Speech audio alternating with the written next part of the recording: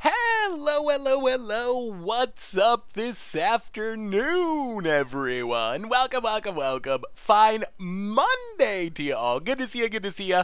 Good to see ya. What is up, Fat Master, Psycho Magi, Zeldazak, and Zeldazak Bot, and Philberto, and BG Stilts, inside the celery guy, Alex Mateo. It's just Goblin Speak for Zero, poor Miss Jesse Doyle. What's up this afternoon, everyone? Welcome, welcome, welcome.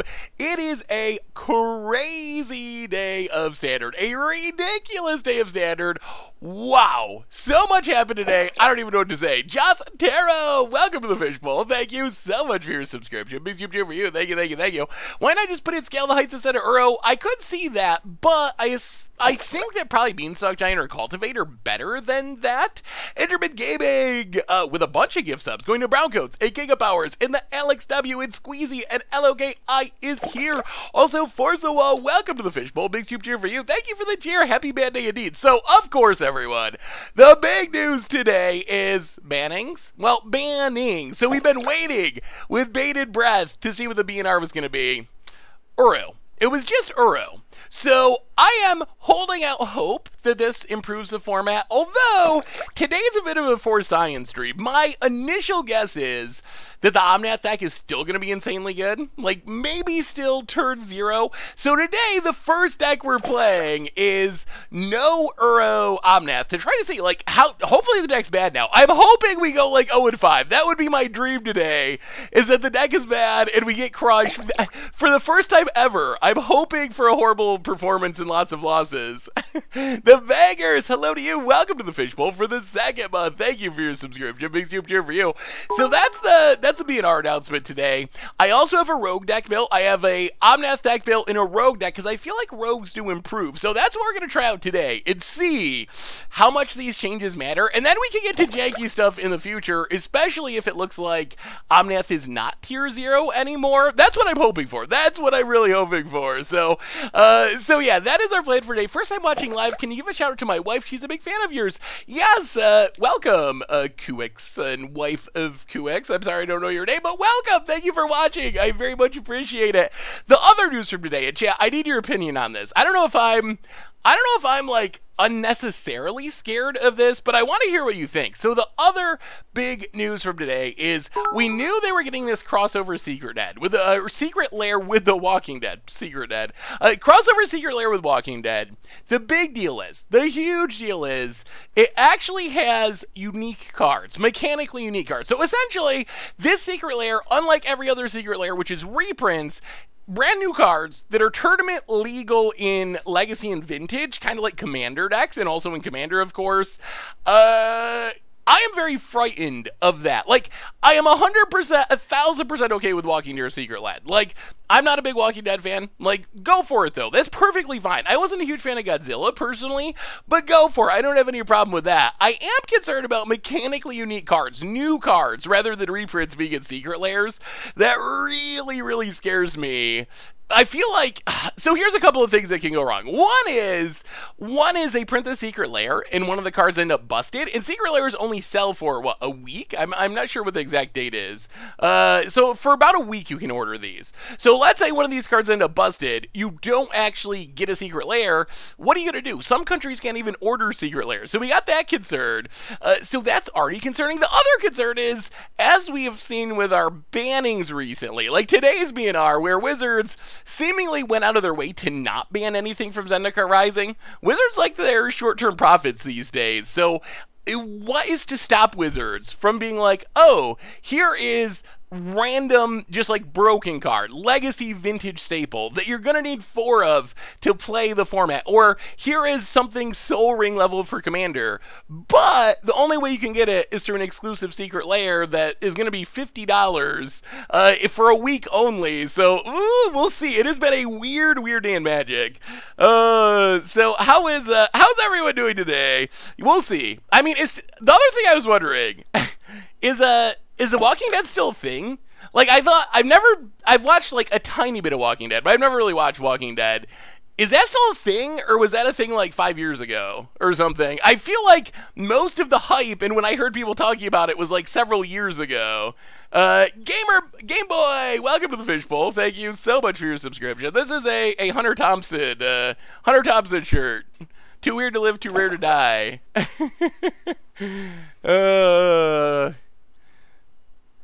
So, anyway, today's stream is a For Science stream. We have no Uro Omnath we're going to try out. Right now we have Cultivate and Beanstalk Giant. We can try Scale as well for the meme aspect, and because it might actually be pretty good in the deck. Although I'm guessing that one of these two is better.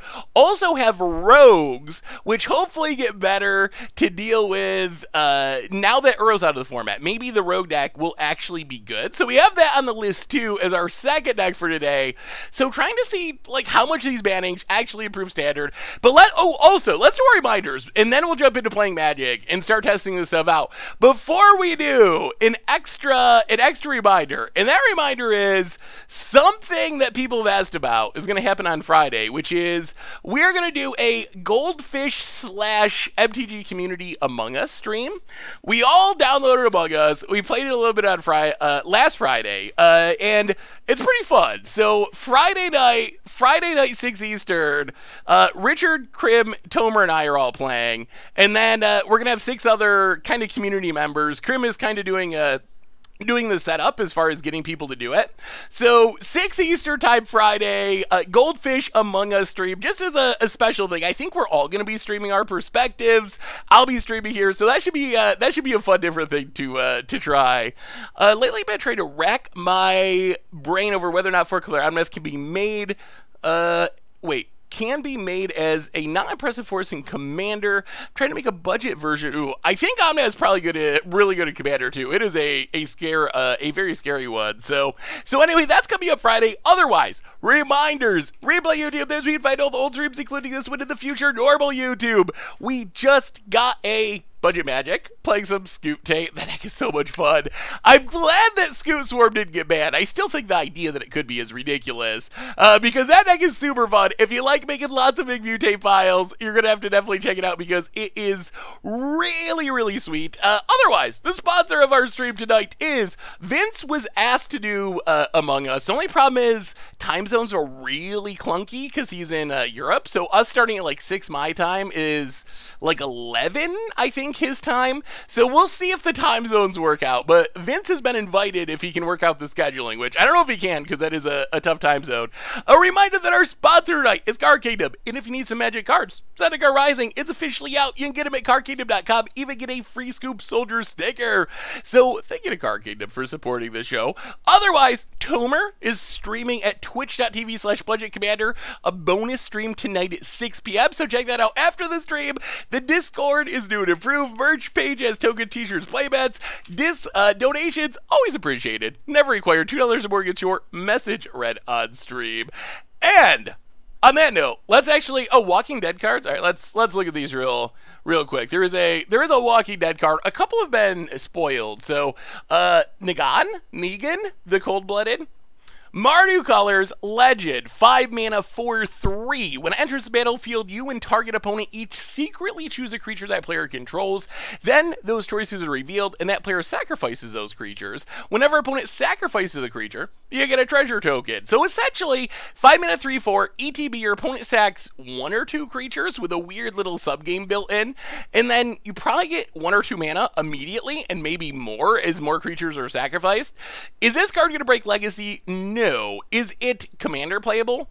I think it's definitely Commander playable. I would be surprised if you didn't play this in some Commander decks. I wouldn't even be surprised to see people actually like build their decks around it. I think this could be a good Commander for a deck. Kind of a unique sacrifice theme. The treasures can let you play the Commander decks if you save them up. Plus, maybe there's some combo potential with mass sacrifice effects. I'm not sure exactly how that would work, but if you have like mass sacrifice effects, this could definitely make a ridiculous amount of mana. But anyway, is that real? Yes. That is one of the cards coming from the Secret Lair drop. Coming from the Secret Lair drop. I believe there's one other one. Oh, here's the other one. The other one is Michonne? Let's go with Michonne. I'm telling you, I haven't really watched Walking Dead. Michonne, Ruthless Survivor. Golgari colors. 5 mana 3/3. When it enters the battlefield, you make 2 Walker tokens, which we believe are 2/2 zombies, so that's actually pretty good value. 5 mana for a 3/3 and 2 2/2s. As long as it's equipped and must be blocked if able, whenever it and at least 2 zombies attack, gains indestructible until end of turn. So another card, it is a real card. Like these are real, they're tournament legal, they're commander legal, much like commander deck cards. That is their legality. So Legacy, Vintage, Commander, not Modern, Pioneer, Standard, but that is coming from the Secret Lair drops, which I believe go on sale in a week. So we'll see what happens. Anyway, all right. I can pronounce non-magic workers, apparently. I think the card's actually pretty good. I think there's like the outsidiest of chances it could see playing Legacy in like Nick Fit. Nick Fit plays like Grave Titans and stuff. That's kind of like a mini Grave Titan almost. But anyway, all right. So deck we're starting off with. This is a busted deck, maybe, but it's a busted deck without Uro anymore. So this is essentially an Uro deck, 4-color Omnath with no Uros in it. In place of our Uros, we're playing right now Beanstalk Giant and Cultivate. There's some other options here. We're going to try to figure out which of these is better. There's also Scale the Heights, which is like a one-shot Uro as a spell. So the main question is this deck still busted? Like, they banned Uro targeting this deck, which has been up to like 60% of the meta, 70%. It's ridiculous. It's posting ridiculous numbers. Does getting rid of Uro make this deck fair now? So we're oddly going into this match hoping that we lose. We're hoping that the deck is bad. We're hoping that we get crushed, and that would be a good sign that Standard is to a healthy place. So we're hoping to just get, well, to get smacked around, but not by the 4-color ramp deck. We don't want to be losing mirror matches, but if we're losing to other things, we are down with that. So we're gonna find out, is it still too good? That's the question. Namak, welcome to the Fishbowl. Thank you so much for your subscription. Big soup here for you. So the idea of the deck, if you're not familiar with it somehow, Lotus Cobra makes mana, that gets us to Omnath. Omnath makes more mana, that lets us do crazy things with Genesis Ultimatum, putting lands into play to trigger our Lotus Cobra to cast more Genesis Ultimatums, and Escape to the Wilds to put more lands into play to make a bunch of things with Felidar Retreat, and then maybe run our opponent over with our Kenrith or cast an Ugin.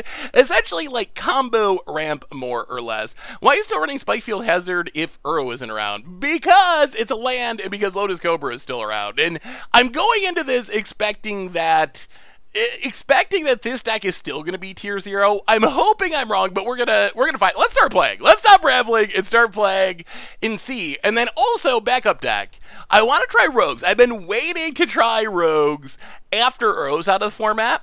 And I feel like maybe that's Rogue's time to shine. I feel like Rogues, maybe they're a deck that could be beat up on the good decks, like the ramp decks, if they don't have to worry about milling over Uro. So that's also on the list for today, is to try some Roguening. Yeah, straight to Mir Rogues there. I do like Grixis Rogues too, though. Dolly, welcome to the Fishbowl. Thank you so much for your subscription. Big soup here for you. Thank you, thank you, thank you. So what do you think about the bannings? The bannings, obviously, just Uro. That was it. Uro gone. I was actually a little shocked. I was definitely expecting more than that. I didn't think Wizards were going to ban Zendikar Rising because Wizards doesn't like banning cards from the newest set because I got to sell those cards. I got to wait. In a couple months, then they'll ban those cards. I was thinking they'd hit Genesis Ultimatum, maybe, or something else, too. 4-color Unusual Tron, eh? Ooh, that is unusual. Biomancer's Familiar Trading Grounds to make mana with Soulbright Flamekin? Ooh, do those go infinite with Soulbright Flamekin? Infinite red mana? That's spicy. Alright, we'll play first. Is it broken? Yeah, it's fine. It's not broken, but it's fine. We got Felidar Retreat. We got Dryad. Cynthia, your side of the game's proposing Kenobi Anywhere. They exist, but they are not posted anywhere at this point. So I'm still hoping to get them up. The challenge was, so I was working on Against the Odds, but the exact build of the deck that I played against Vince, I didn't end up using for Against the Odds. So I'm going to have to just, like, put that video up by itself, I think, or something. Post it somewhere so people can see it, because a few people have asked about it. We've gone to the dark side for science. For science. Is it really the dark side if we're doing it for science? And we're trying to figure out if standard is fixed now. Hopefully not, but maybe. It might still be the dark side. Do we have a plains? We do. Alright, get a plains. Opponent. Well, we will play an island, play Dryad. Pathway on red. So, Omnath mana achieved. Not the most explosive hand, but we do start to get to start making 2/2s. When is Wizards going to stop shooting us in the foot? So here's my thinking. This is my thinking on all this. My opinion, and my opinion is Wizards has very little to do with this. So here's what I think is going on. And this is my speculation along with a little bit of adding together publicly known stuff. But here's my thinking is about the time Arena was kicking off, so like 4-ish years ago, Wizards got a new CEO, this Chris Cox from Microsoft, I believe. So they got the new CEO. Hasbro started taking interest in the format. My belief is the old guard Wizards employees, like Aaron Forsyth, Mark Rosewater, I'm sure there's a bunch more, even like Gavin, a lot of those people. My guess is that they are very disempowered and actually don't have much say over what's going on, because I cannot believe that those people would be making these choices. Like, I don't think that after running the game healthily for 20 years, people like Mark and Aaron are just all of a sudden like, whoa, let's just arrow it up and get cards banned all the time. Like, they love the game. They really care about the game. So my guess is they just don't have the power to do anything, and that oh my goodness, we're gonna go off here, aren't we? My guess is they don't have the power to do anything. Oh my goodness, broke it already. My guess is they don't really have the power to change anything. And even with stuff like the bannings, do I think they're designing Magic cards? No, I don't think the new CEO is designing Magic cards. But I do think that with something like this banning, I 100% believe that Hasbro or the CEO would be like, okay, fix standard, but you can't ban anything from Zendikar Rising. Something like that. Like, I could see stuff like that being absolutely true. I could see... Ooh, Questing Beast Day. Oh, it says... Oh, come on. Bring it. Bring it. Get in there. Our opponent can't even attack because we have lands. We can just pump our... Oh my goodness, this is insane. Okay, so we will sack this. We are crushing them. Get a forest. We will make a 1/1. We will sack this. Oh my god, it's broken. We will get a island. We will make a 2/2, actually. Make a 2/2. Better than Retreat to Emeria. Untap. Well, we will play Spikefield Hazard. We will put a counter on our stuff. We will play...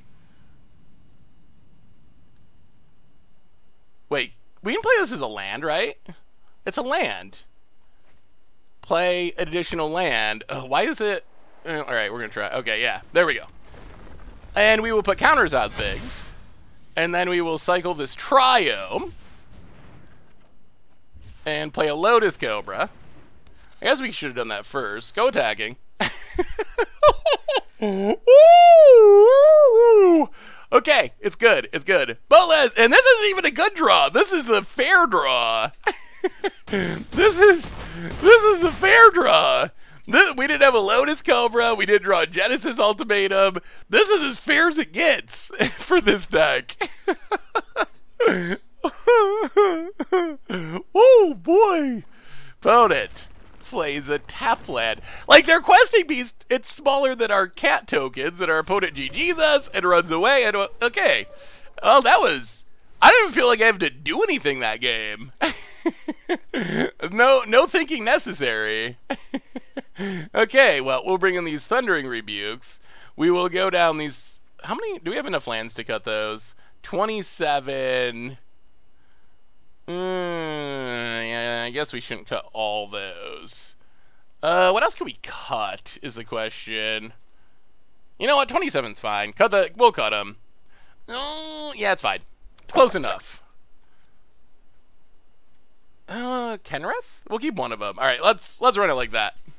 On a game 2, Neo Yasu, welcome to the Fishbowl. Thank you so much for your subscription. Big super cheer for you. The problem with MTG is the top decks all have double mana. That's something we've talked about a lot. That is true. This is for science. I haven't went to the dark side. I really want to know, for the sake of other... Yeah, I think we ship... Well, You know, we'll keep this. Just killing our opponent's first two things should be pretty effective. So I think this is fine. We're on the draw. Hopefully we hit lands. And then we got Omnath into Ugid, so... Johnny Baby, welcome to the Fishbowl. I'm doing well, Davish. How are you? Thank you so much for your subscription. Big super cheer for you. Thank you, thank you, thank you. Oh, they're an adventure deck. I see. They died so quickly last game, we didn't even know they were playing adventures. I honestly don't think this is Mark's fault, or any of the, like, main Wizards people fault, honestly. Just a minute, you want to experience the fun of 4-color Omnath before ban next Monday. Oh, I don't think we're going to get bannings before the Grand Finals now, is my guess. Yeah, untap land would have been sweet, but alright, tap lands for days. Vintage Stacks, welcome to the Fishbowl. Thank you so much for your subscription. Big super for you, thank you, thank you, thank you. I mean, we hit a land, we're getting there. Opponent, land, I assume, yeah, 5/5 draws a card. Well, we'll see. We'll see. Opponent gets in, hits us down to 17. A land isn't bad, so we will stomp on Edgewalled Keeper. Opponent says nice to literally everything. This makes white mana. All right, we'll put this on green mana. Pass the turn. Hey, thank you, Stuff. Yeah, that was a fun video to do. I'm hoping to do more videos like that because I like talking about Magic, and the new background makes it easier to do so. Opponent getting us, stealing a land. We drop to 9, which isn't great. 5, 6, 7, 8. Well, all right. Awkward, but rebuke you. Play a land, crack a land.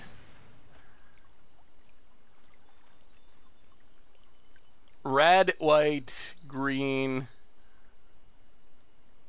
Let's take blue. Rebuke you. Hopefully our opponent doesn't have more 1/1s. Pass the turn. What do you think the best deck in Modern is right now? Ooh, boy. Okay, that's a clock. My guess would be Uropile. I think Uropile's likely the best deck. Well, Omnath. Draw a card. Land. We'll go back up to 9. Not dead 2 Questing Beast. Unless there's an Embercleave, then maybe might be. Yeah, the site update's really sweet. R&D shouldn't get blamed for lack of playtesting. Playtesting should be its own thing because R&D should have the freedom to be creative, and someone else should be in charge of figure out how to what actually heads out the door. I mean, I think that is how it's set up more or less. Like, the people that make the cards... Yeah, alright. Don't cleave us, bro. About it.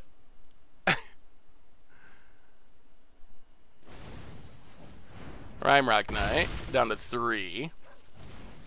And Rhymerock Knight. Evolving Wilds is pretty good. Wow, okay. Evolving Wilds. We will gain some life. Omnath is insane! Why have we never played Omnath before? This card is busted. Omnath makes some mana. Like, do we Ugin? Do we just kill things naturally? I guess we just kill the Questing Beast. Wow, we had way more mana than I thought. Oh, we could have been making dorks, too. I didn't even play that very well, but it doesn't even matter. The deck is so busted, it doesn't even matter. It's so busted, it doesn't matter. All right. Yeah, we could have played this first and made 2 cat tokens, too. Opponent gets in. We will... Wait, why won't it let us block?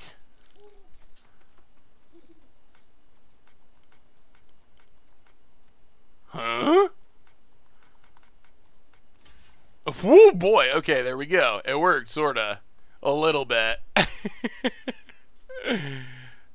Oh, is this... Uh-oh. Maybe that's the issue. Is my internet dying? Hey! We're back. I don't know what happened, but we're back. I think it's Omnath's fault. I think Omnath broke it, honestly.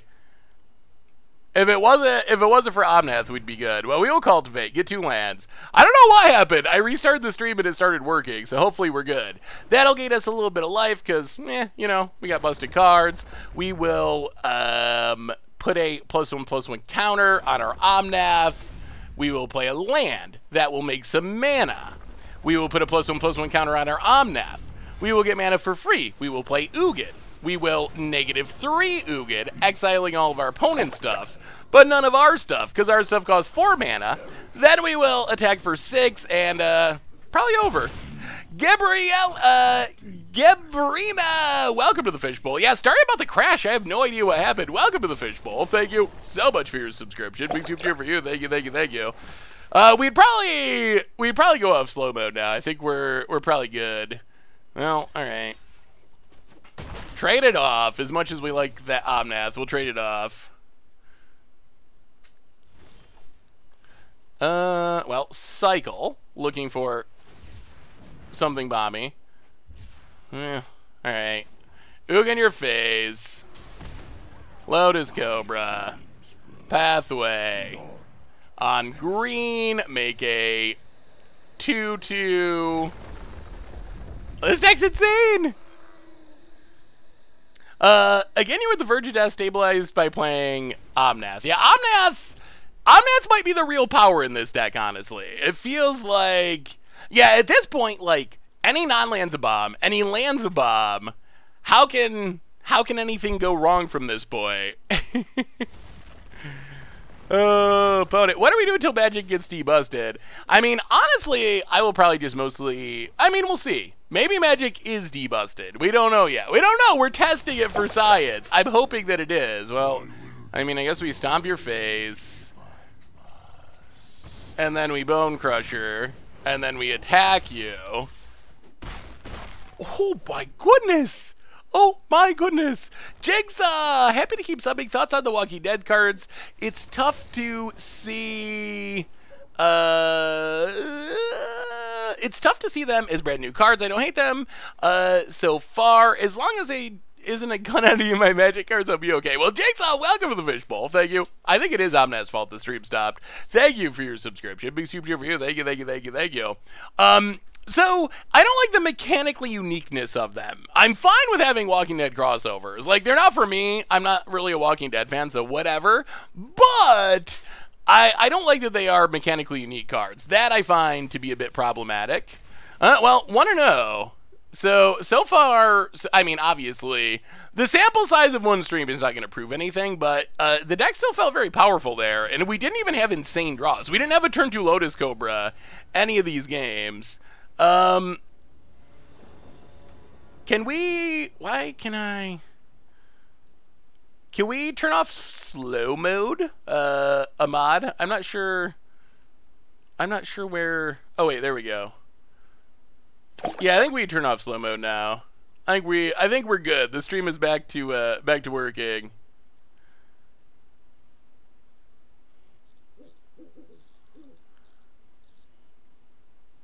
Why won't it turn off? So strange.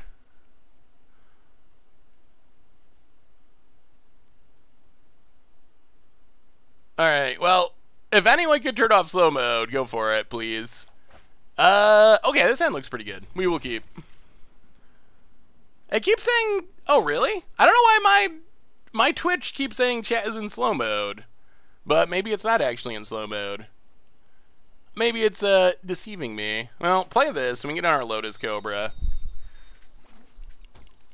That's what I was wondering. I was thinking about that. Is it just that I don't care about Walking Dead? And I don't think it is. Like, I don't think it has anything to do with that. Because, really, like, it could be generic zombie-themed deck or something. And if they were putting unique cards in it, mechanically unique cards, that would still be an issue for me. So I feel like, as my worries about it have nothing to do with Walking Dead, like literally zero. My worries are more that having mechanically unique cards seems pretty scary and could lead to all kinds of issues. I will say on the Uro thing, since this has come up, I definitely think Uro needed to be banned. That's when I worry about Standard still being busted. It's not because Uro didn't need to be banned. Uro needed to be banned. I don't think there's any doubt about it that Uro needed to go. The question is whether Uro was enough. Like, does getting rid of Uro fix everything? And I'm honestly not sure if it does or not. Well, Omnath, draw a card. Trio. Gain some life. We're getting close to the ultimatum. Opponent also has an Omnath. Also draws a card. Ooh, and they have a better combo setup than we do at the moment.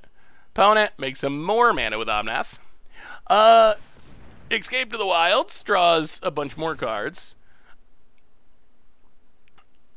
Do you think some form of green-black X mid-range deck could be the Omnath decks now that Uro isn't destroying one for one removal?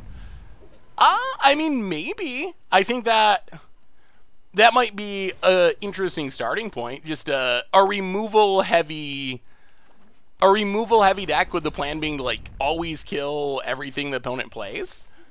I could see something like that having potential, at least. I think we're on the wrong side of this battle. Our opponent had the more explosive start. Well, play Lotus Cobra.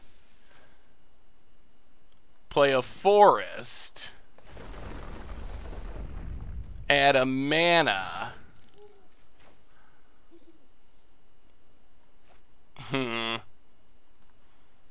Well, play Bone Crusher. Pass the turn.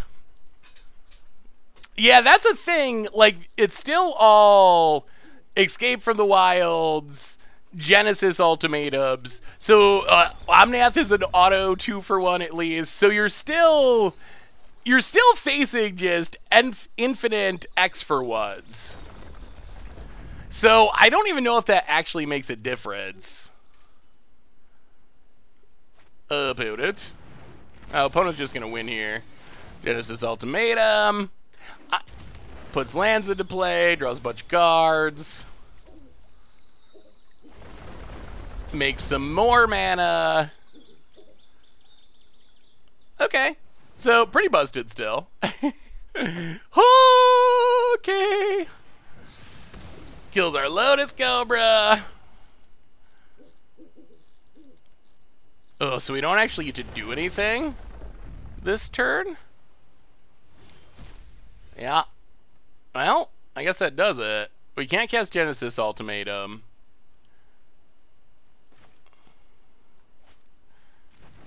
Well, play a land. Gain some life. Get in with Bone Crusher. I assume we just get wrecked by this Terror of the Peaks, though. I mean, we do have Ugin for next turn, so maybe we stabilize there? Are you even having fun playing the deck? I mean, it's incredibly busted. Like, it does do cool things. If this was a deck that was like an against the odds deck, I would very much enjoy it. Like, if it was a deck that you won every once in a while, and you do these crazy, like, Genesis Wave Loop combos, I think that would be super fun. As the best deck of the format that is seeing, like, you know, 100% of the meta or whatever, that's a little bit different. Ooh, opponent mills our Kenrith. Well, we actually stabilize here, I think. Opponent hits us to 13, but we got the Oogs. So this is what? Green, green, blue, blue.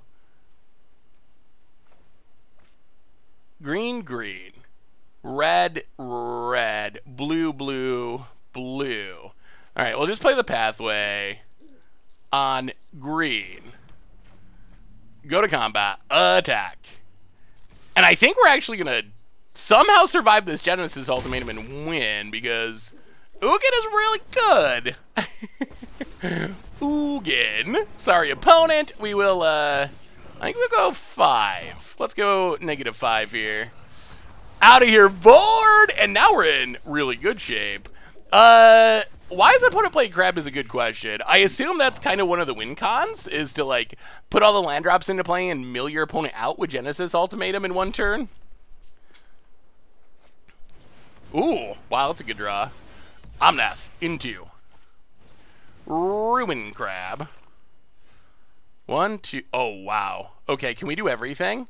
White, blue, red, green. So if we play Omnath, we draw a card. We get blue, red, green, green, green, red, red, blue, blue. I think this works. So we play Omnath, we draw a card.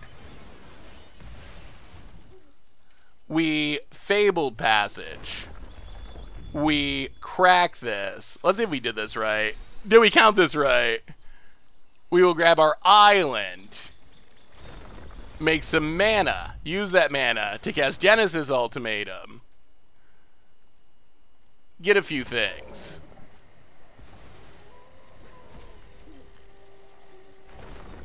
We will make a dork. Beanstalk Giant's looking good here. Kill your Ruin Crab just in case. And, alright, your go. Oh, Genesis Ultimatum! I do think the swings that happen in these games are kind of funny. It's just like ridiculous 5-for-1 and a ridiculous 5-for-1. It's just like, and then if we get to untap, we get to escape for the wilds and go off again. Like it's wild. It is wild. Wild, wild magic. Opponent, land, mana. If they have another, well, if they mill us out or have another Genesis Ultimatum, that's bad. I mean, the Ruin Crabs, maybe it's like sideboard to, oh my goodness, escape to the wilds. Draws a bunch more cards. Well, how far can they go? How far can they go? So opponent gets another land drop, which makes more mana with Lotus Cobra. Glasspool Mimic. Copies of Crabs. So opponent's going to try to mill us out. I don't think they mill our entire deck, though. So hits us, kills our Ugin, which is a problem. Yeah, maybe these crabs are going to beat us. That's awkward. Opponent. Cracks Fabled. Yeah, I mean, this crab tag might be getting there. Ah, no lands left. Call to, huh? Okay, Call to Fate, fail to find again. Well, we will escape to the wilds. 1, 2, 3, 4. Well, we will play Lotus Cobra. We will play Evolving Wilds. Trigger. Put a counter on our creatures. So we need lots of blue. Crack those for blue. Evolving Wilds. Hopefully, okay, get a forest. Add mana. Put a counter on our creatures. Red, red, green. Red, red, green, green. All right, add red. Add whatever. Genesis Ultimatum.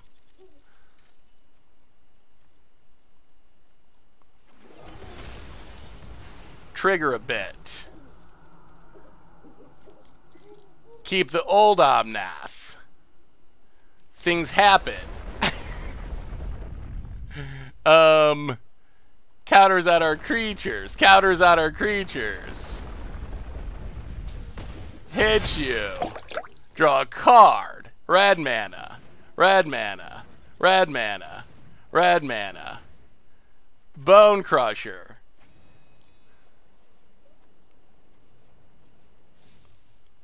Bone Crusher. Stomp on a crab. Spikefield Hazard. The crab.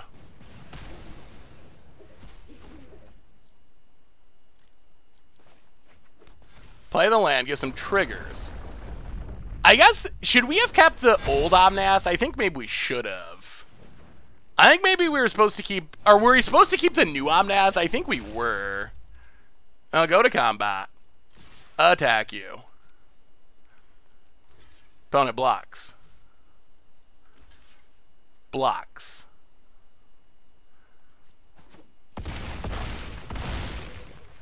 Takes a beating.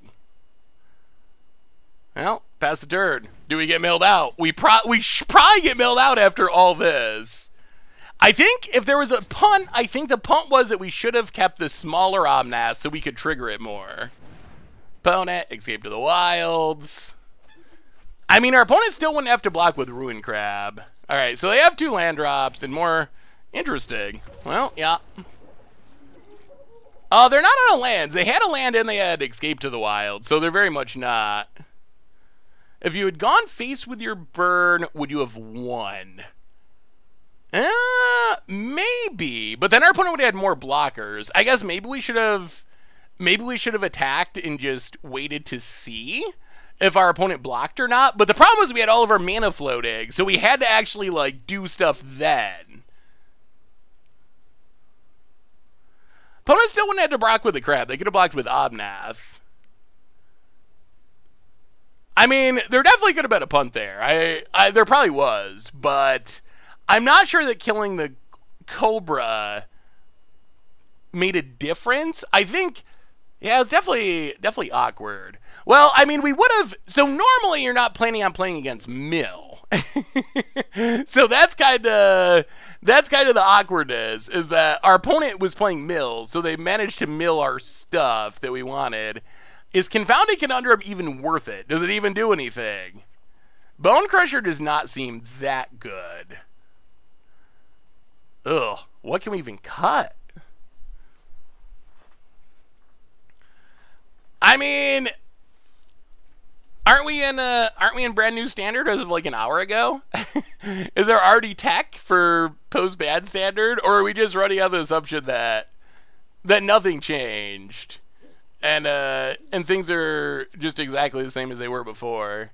The depressing version of where we're at. Well, all right, something like that. Uro was bad. We did stop ping the crab, but they had 2 crabs. All right, we get to play first. Well, we can kill Lotus Cobras, but that's it. That's probably not worth it. Wow, that is... Huh. Well, I don't really want to go to 5. I guess I wish we had kept the first hand, though. Alright, once we get to 7 mana, look out. Yes, the 7 land hand would have been better than this hand, honestly.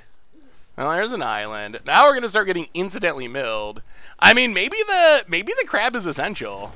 Opponent mills us. Oh boy, 3 of our best Magic the Gathering cards. Ugh.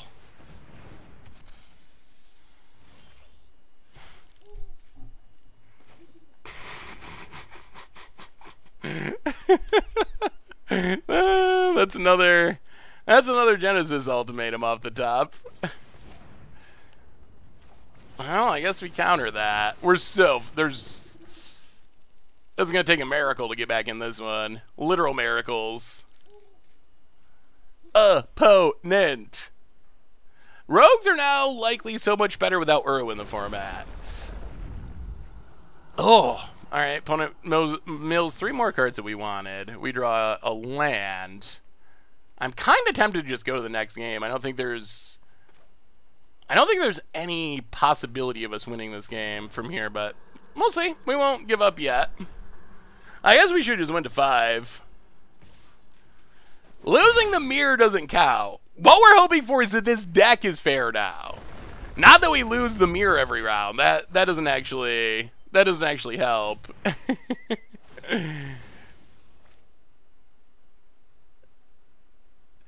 Yeah, I'm excited to try rogues. I mean the overarching question is, how busted is the Omnath deck still? Ugh. Yeah, okay. All right, on to the next one. No sense of doing this for another hour. We learned all we needed to know. So the crabs seem good in the mirror, that's for sure. And our hand that game was pitiful. I guess we should have just kept the 7-lander, in all honesty. Chat ran me over. What about Maze Mind Tome over Uro? Gives you a little draw in mana sink in the late game. I think you just want ramp for Uro. Like, ramp is just so essential to what the deck's doing that I think on what we currently have is Beanstalk Giant and we currently have some Beanstalk Giants and Cultivates in the Uro slot. You could also play the weird like spell Uro thing, which I think has got to be worse than what we have now. Just change ultimatums. I think you want the crabs with the ultimatums. I don't think you want to change the ultimatums to crabs. I think that's like what our opponent's deck was mostly trying to do, was to, well, all right, this is fine. We get to ramp into Omnath, and we have fetch lands to go with it, so reasonable. So what is a reasonable chance of beating the Omnath deck? That is what we're trying to figure out. What and if? Planes for our opponent. Birth of Melitus. All right, so opponent's playing control.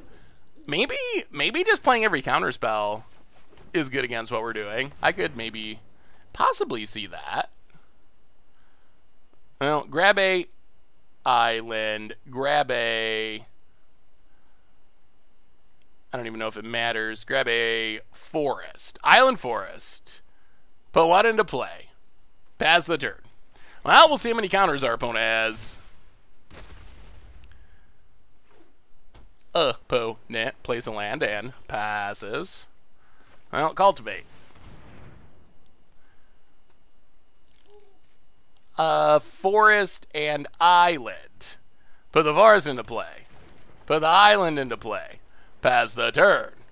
I mean, if they can just counter everything, they got a shot in game 1. We'll see after we get to bring in a bunch of counters of our own. I recently stomped this deck going turn 1 Rogue, turn 2, turn 3 Counterspell, turn 4 Zarastan, stealing Omnath.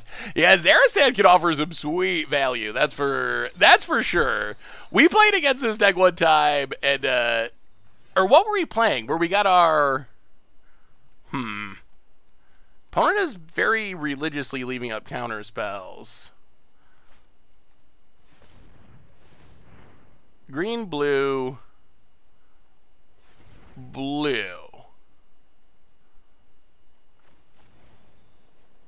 Beanstalk Giant. Grab a plane. I mean, we're getting all the lands out of our deck. Get a plains. 1, 2, 3, 4, 5, 6, 7. Alright, play the forest. Pass the turn. We gotta get to the point where we do multiple things at the same turn, I think, to fight through counter spells. Like, I think that's where we gotta get. When does a podcast go up? Podcast goes up when the stream ends. I record it before and then upload it right after it gets done edited. So yeah, right after the stream ends, within a few minutes it goes up. Well, 1, 2, 3, 4, 5, 6, 7. I'll play Beanstalk Giant.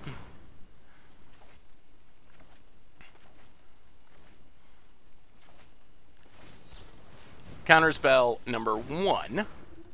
I feel like this gets way better after sideboarding when we get to bring in counterspells, because then all we really got to do is resolve a single spell.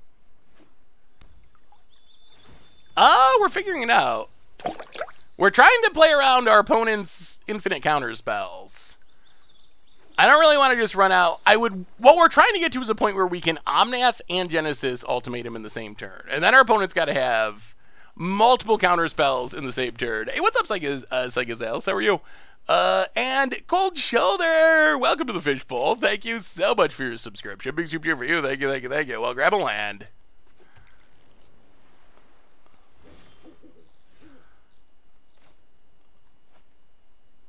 Spike Field Hazard, go. This is gonna be a slow one, unless our opponent gets greedy and taps out. I assume Dream Trawler is their win condition. 1, 2, 3, 4, 5, 6, 7. All right, so I mean we got to go for it. 1, 2, 3, 4. Omnath. Oh, opponent lets it go. Okay. I was not expecting that. Well, Evolving Wilds. Crack Evolving Wilds. Andy Ronda and Gorianverse, welcome to the Fishbowl. Thank you so much for your subscription. Big super cheer for you. Thank you, thank you, thank you. I don't know if that was the best plan for our opponent.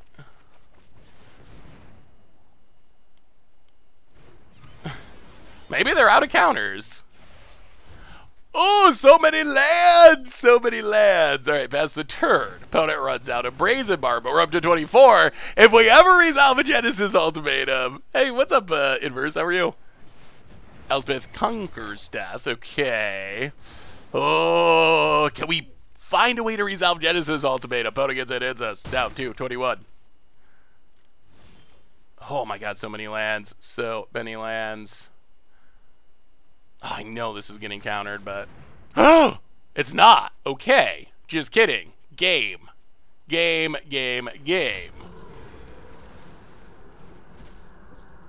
Alright. Well, now I like where we're at. Okay, busted. Still busted. Play a land. Mega Cat. Genesis Ultimatum number 2. 1, 2, 3, 4. Draw a card. Draw another card. Play another land. Get some triggers. Make a cat. Make a cat. Alright, opponent. Well, I guess you gotta have a wrath now. This deck is so bonkers! This deck is just so bonkers. It really... I mean, even if they wrath, we're gonna start making so many cat. Like, does it matter? Elspeth conquers death? Sure! Found it. Yeah. Get that 1-for-1. Even that's even kind of a 2-for-1. Oh, all right. Opponent hits the Omnath. They're fighting the goodest of fights. Plays a land. Our opponent's trying super hard. I expect we probably win this turn though. Oh, Lotus Cobra 2. All right, Lotus Cobra. Play a land. And now we're gonna start pumping. Pump our creature. Pump our creature. Red, green.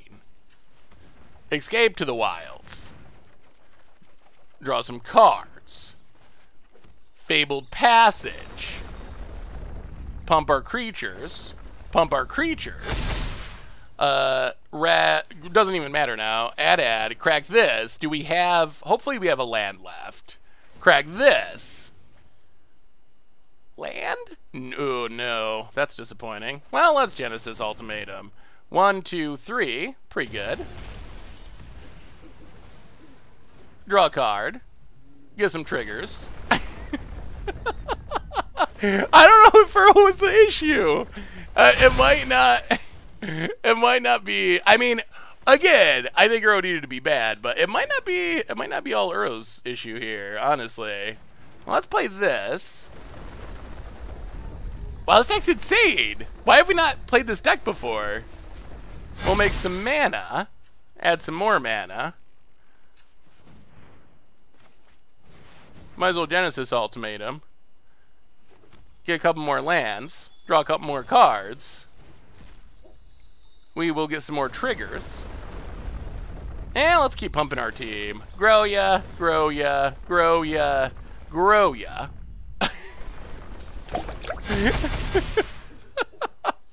How is this a thing? This is through our opponent. This is through our opponent taxing our spells with the Elspeth Conqueror's Death too, just so that's clear. Like, our opponent is taxing our spells here. Land. Get some triggers. I don't know if this is, like, beautiful or horrible or what, but it's still good. It's still good. I'm pretty confident in that. Add some mana. Add some mana. Ping you. Ping you. Oh, that's right. That doesn't actually work. Well, I don't think that matters. We'll attack.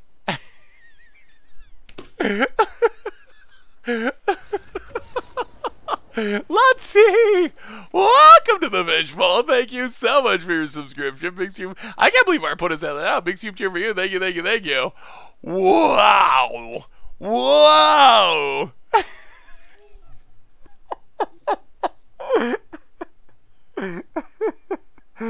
I will say, it actually is kind of fun. Like, I don't think that having this mirror match be the thing defining Standard is healthy for Standard. Like, I don't think that's something that we want.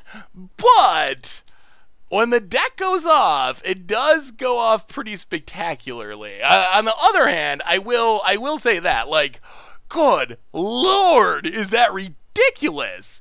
We just, like, went through our entire deck. Like, we played through our entire deck. Our creatures started as 2/2s. They ended up 18/18s or something. Like, absolutely ridiculous. Ooh, you got the Omnath counter deck? Let me see someone. Simic Adventure Mill. Is there an instant speed way to force your opponent to draw a card in Standard? We'll keep this. Unfortunately, no blue mana, but hopefully we draw it for our disputes. Yeah, I could see Mill being a good counter. I could see that. Forest, go. Opponent. Tap land. Ooh, that means we're getting down a Lotus Cobra. Passes. Well, red source, Lotus Cobra. Go. Opponent. It does feel a little bit like a modern deck. Opponent gets in, hits us. Sure. Well, Lotus Cobra. Land. Go. This does let us leave up our blue collar man. Welcome to the Fishbowl. Thank you so much for your subscription. Big soup cheer for you. Thank you, thank you, thank you. Oh yeah, Folio Fancies is pretty janky, but yeah, I have Rogues built. Rogues is on my list to see how much better they get with Uro God. So, opponent tap land and passes. Pathway on white. Add a white-red, add a blue mana. Omnath.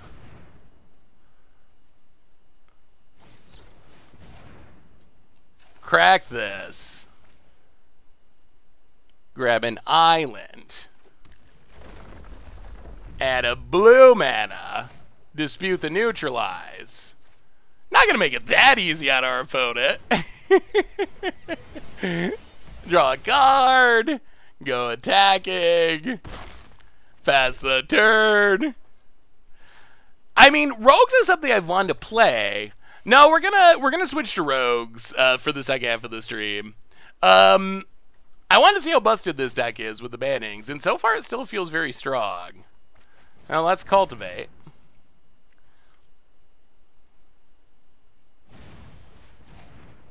Brazen Borrower. Okay. Sure. Bounces Omnath. Grab an island. Grab a forest. Put one into play. Make some mana.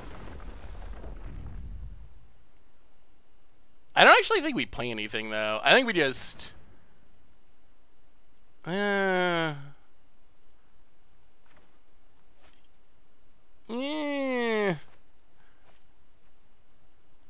I'll just play the tap land and pass. I think we pass and just wait. I think we wait. Yeah, I don't know. So far this deck still feels very strong. Island for our opponent gets and hits us. No blocks. All the way down to 16. Opponent passes. Well, we will play Omnath. Resolves. Draws us a card. Play the land. Gain some life. And we'll just pass. We'll just pass. I mean, the problem is if you unbanned Oko to be Omnath, This deck would just play Oko and be even crazier. It's already like in the colors. Oh man, could you imagine? Wow, it is fairly mind-blowing. It is fairly mind-blowing to think about the cards that were supposed to be in this deck. Like this deck, it should have, I don't even know, do we even care about this? I don't think we, sure, whatever. Like, yeah, Brazen Borrower. Like, Once Upon a Time would be insane in this deck. Field of the Dead, I guess Field of the Dead would have rotated by now. Field of the Dead would have been insane if it was here. Oko would be insane in this deck. Veil of Summer would also be insane in the deck. Like, it's ridiculous. The cards that should be in this deck are ridiculous.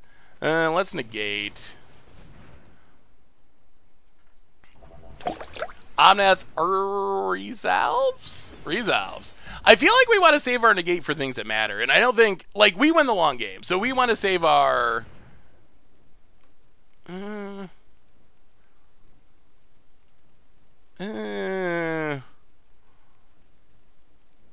yeah, now we'll dispute, I think.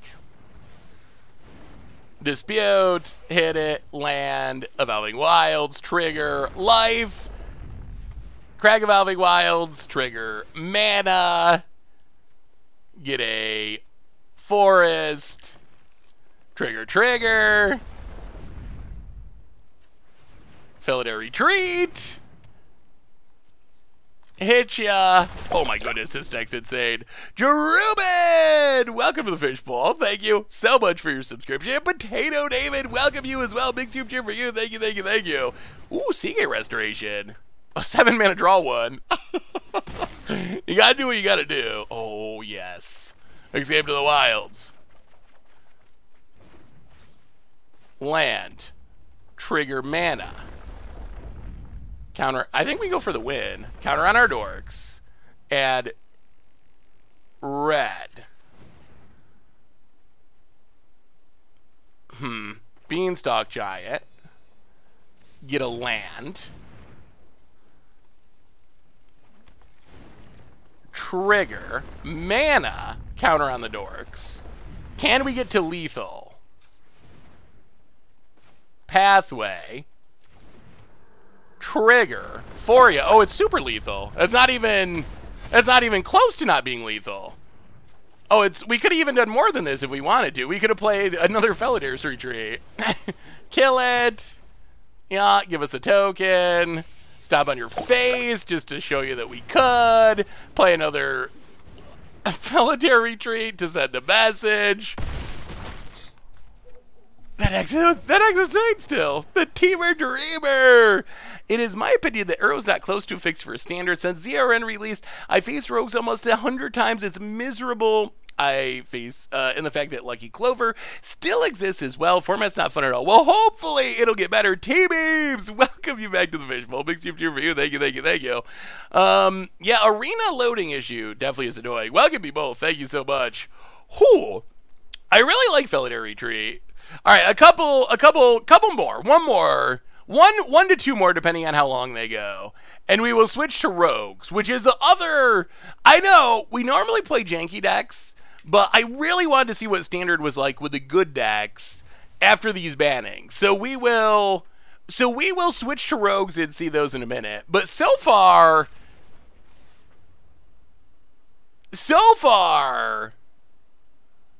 we lost the Mirror. The Mirror playing Hedron Crab, or Ruin Crab, that actually milled us out.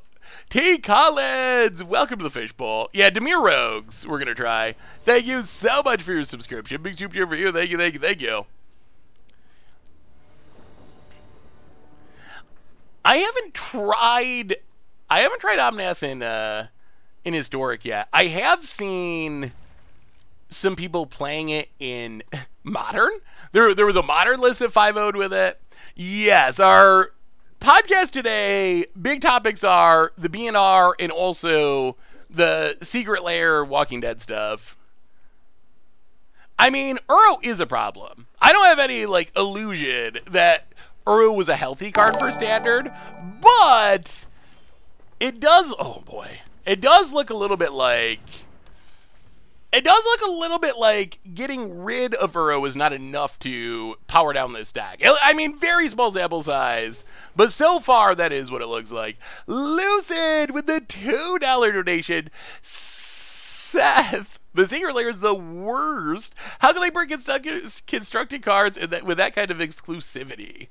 I mean, I definitely have concerns about that. I definitely do. Thank you so much for your donation. Thank you, thank you, thank you. Yeah, Krim, I remember in our top 10, Krim was an Omnath skeptic.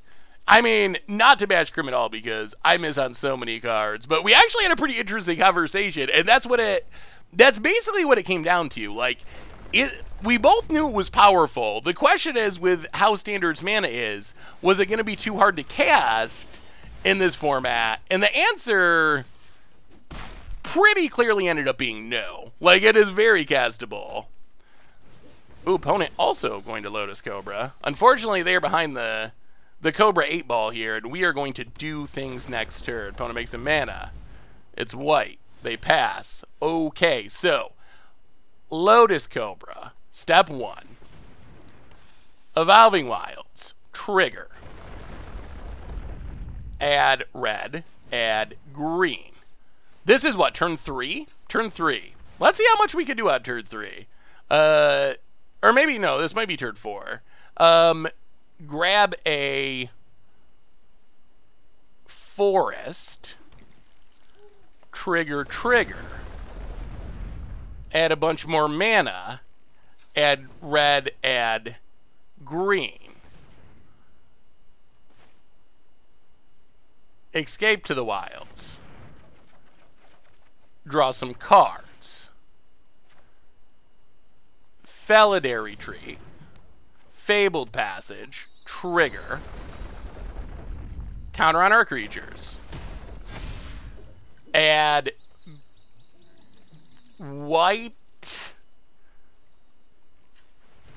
add blue, crack Fabled Passage,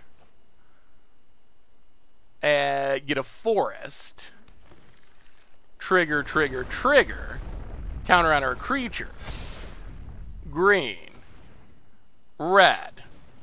Beanstalk Giant. Get an opponent! Wow! This deck is literally absurd. Literally absurd.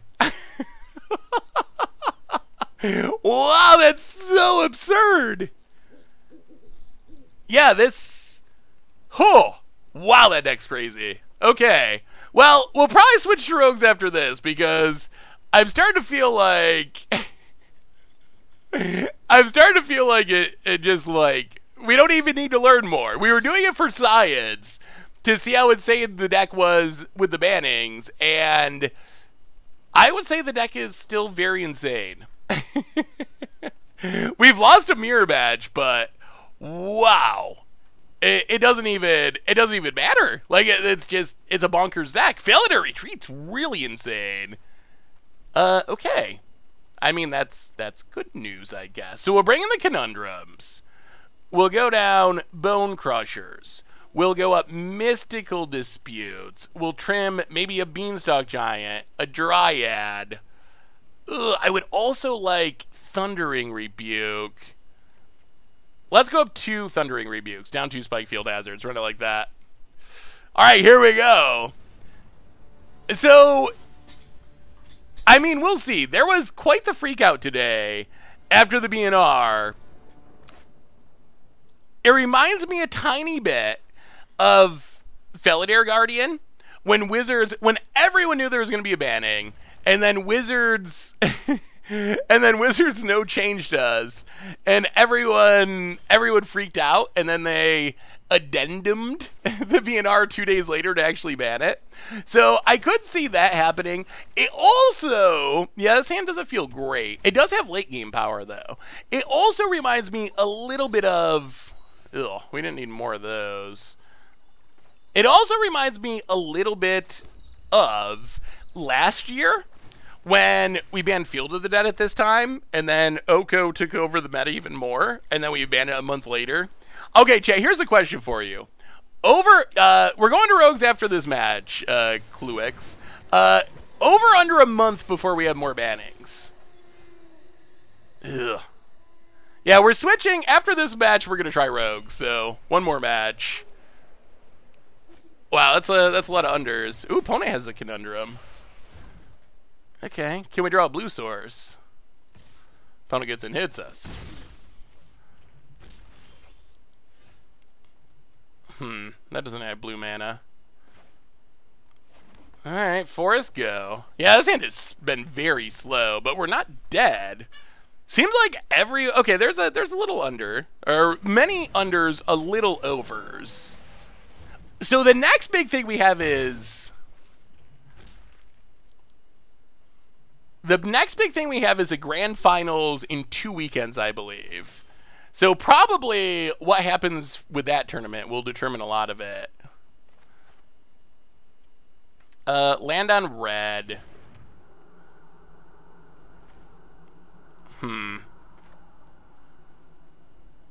Ugh.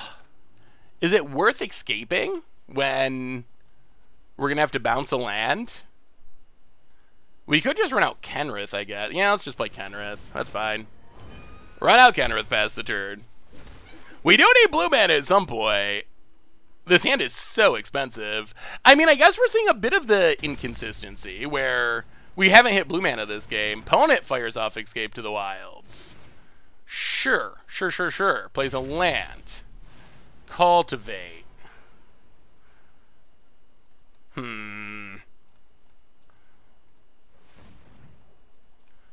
1, 2, 3.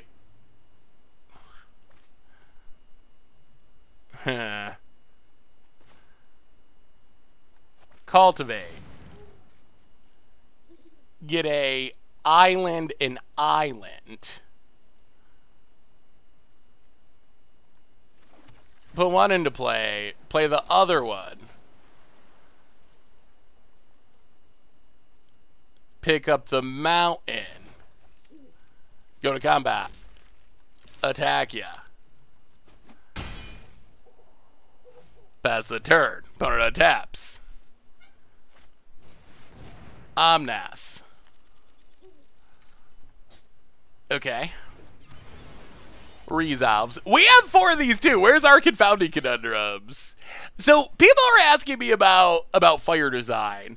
If you read fire design, what is it? Fun, inviting, replayable, exciting. That's what fire stands for. Fun, inviting, replayable, exciting. Yeah, we'll counter that. All of those things are good. Like, all of those things are things that we want Magic to be. Well, Omnath, draw a card.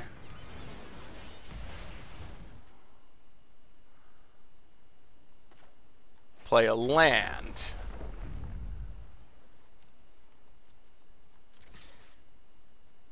Go attacking.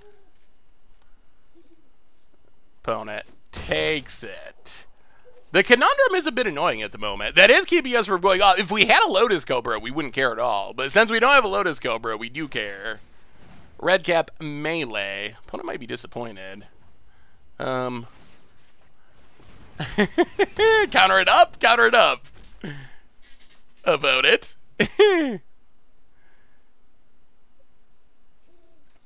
That's my take, Lord Helps. Like, the goals of fire design. Fun, replayable, that we were just talking about. Fun, replayable, inviting, exciting. Those are all good goals that I think we're all on. Oh, now our opponent's turn to go off. Those are all good goals that I think all of us, well, we're on the wrong side of the conundrum at the moment. Those are all good goals, so I think it's the implementation that has been the issue. Not the idea of fire. Oh, boy. All right, another retreat. Opponent gets and hits us. No blocks. Ooh. Ooh. 1, 2. 1, 2, 3, 4, 5. Oh, how can we get out of this? We need the Lotus Cobra on the battlefield's the issue. We need it on the battlefield. Ugh. We might have to just play Genesis Ultimatum. Yeah, alright. Well, land. Genesis Ultimatum.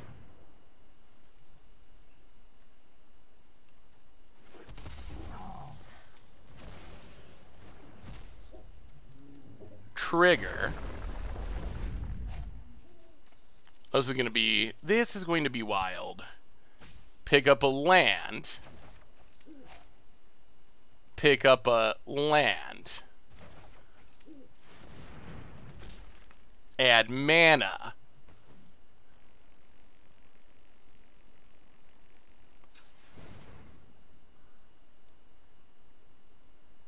Oh. Oh, wow. That might have been a punt. Oh, yeah, we can't undo it. Oh, I think that was a punt. That was definitely a punt. All right. Escape to the wilds.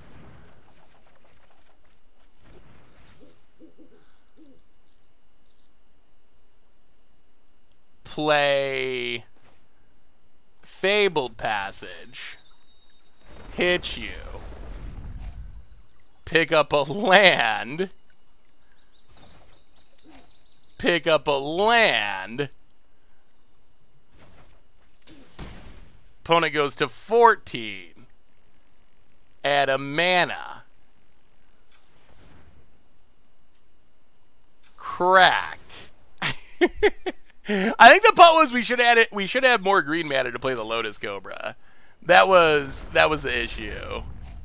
Pick up a lad. I don't think it was going to make a difference as far as us winning here, unfortunately. Pick up a land. Add. We have all of our lands in hand. Add a mana.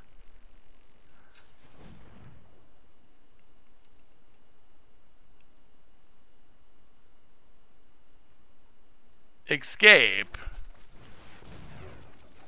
Well, I mean, they can't make us pick up lands that we don't have, so there's always that. Evolving Wilds. Trigger. If we pick up all of our lands, our opponent can't, uh-oh. Arena? Is Arena dying again? This isn't even that crazy of a turn. Arena! It won't let us do anything.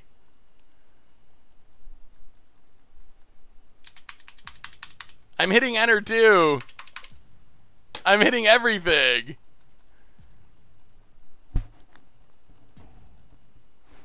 I guess all that land bouncing was too much for Arena.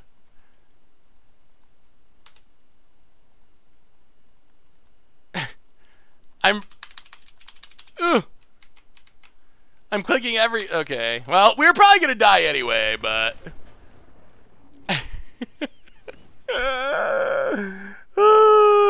okay, run it back. I think we were dead there anyway, but it would have been kind of funny to pick up all of our lands. I mean, we could have given everything haste. And attacked, but our opponent had a big enough board that it probably didn't matter. Yeah, sometimes I've had that happen. We had that happen on last week's Against Odds too, where sometimes Arena's brain just gets too full of stuff apparently, and it stops working. Well, we got the Conundrum. We are gonna need better mana still. I guess Conundrum also redraws, which is nice. I mean, so keeping in mind that this is a sample size of a few matches, the deck still feels absurd. It feels absolutely absurd. Absurd. So yes. We'll see. Maybe Rogues will take it down. We're going to try Rogues here in just a minute. So maybe Rogues is the solution to all of life's problems. Ooh, that's a Lotus Cobra. That's not great. All right. Oh, opponent's got the Cobra. So Confounded Conundrum not that good with the Cobra on the battlefield. That looks like game. 2 Cobras and the Fench land. Opponent's turn for the turn 3 win. Well, alright. Gets and hits us. Well, we will rebuke a Cobra. That at least should help. Kill it. Pathway on green. Pass the turn. So we got one of them down. And we do have the Conundrum. Yeah, it was super fun to randomly run into vids. I mean, as rogues, I feel like... So, before the BNR, I think that this was very close to, like, the... I don't want to say only deck in the meta, but it was far and away above everything else in the meta. Opponent gets and hits us.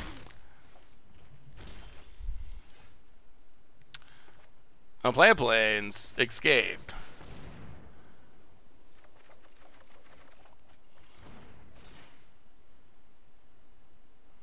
Well, this is awkward, but I think it's worth it. Oh, no.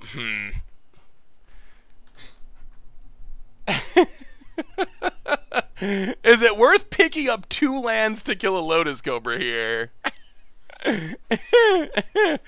Oh, that is a high cost. Ooh. We gotta bounce 2 lands to do it, though. It is an instant. So I guess we can bounce 1 land and then do it on our opponent's upkeep? That's probably worth it. So Fabled Passage. Pick up a Plains. Pass the turn. I mean, this is better than bouncing 2 lands, at least. Crack this. Grab a Mountain.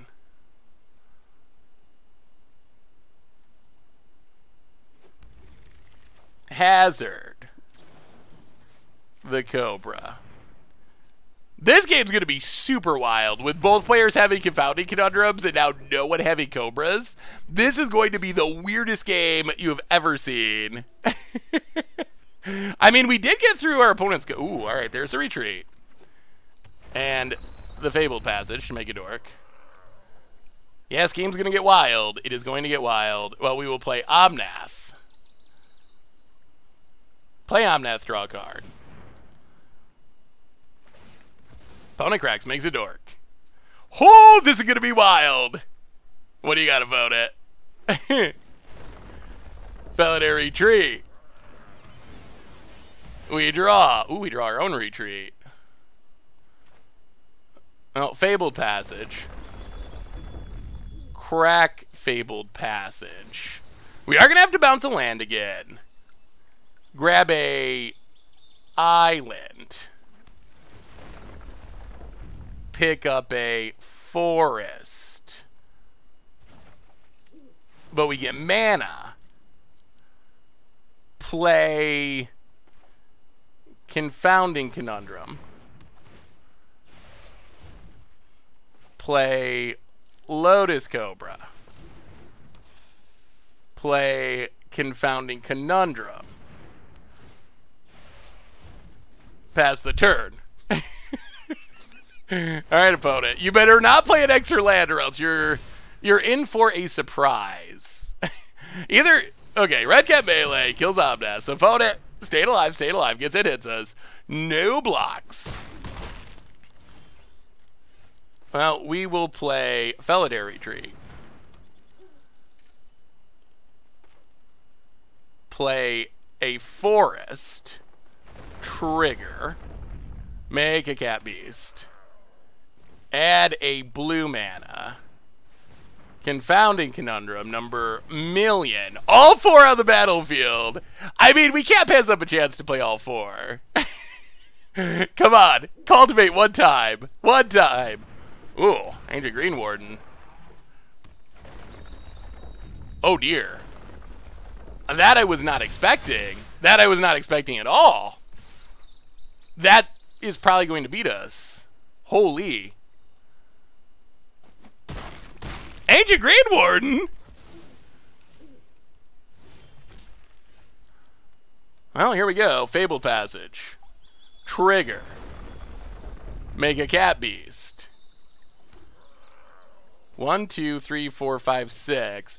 Blue, blue, blue, red, red, blue, blue, blue. Red, red. Okay, so... yeah, I mean, we're going for it. Genesis Ultimatum.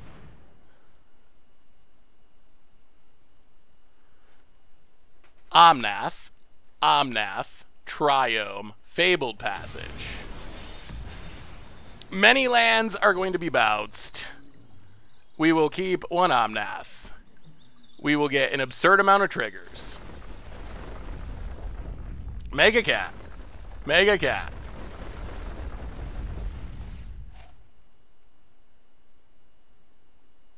How many lands do we got to pick up? Oh, geez. Okay. Well, we better make this turn count.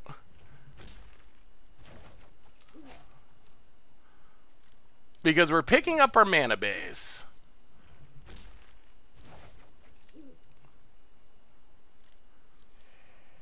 Gain some life. Add some mana. Gain some life, add some mana. Oh, they all trigger? Oh, it's even more busted than I thought. Okay. Add green. Add red. Now what? Escape.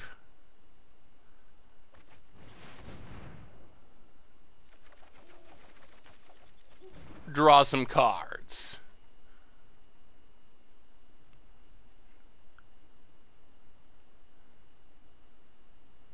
Is there any way we can win? Like, how do we do this? How do we do this? There's got to be a way. There's got to be a way. I just don't know what it is. 1, 2, 3, 4, 5, 6, 7.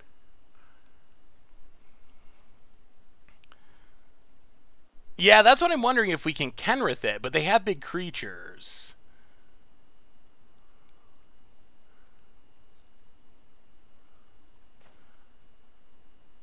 Oh, Felidar Retreat.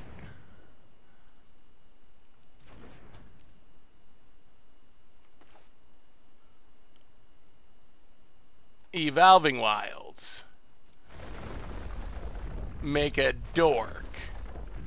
Make a dork. Why is this triggering twice? Oh, it's Ancient Greenhorn is double triggering it. Oh. Oh, that's what's happening. Oh, that's super awkward.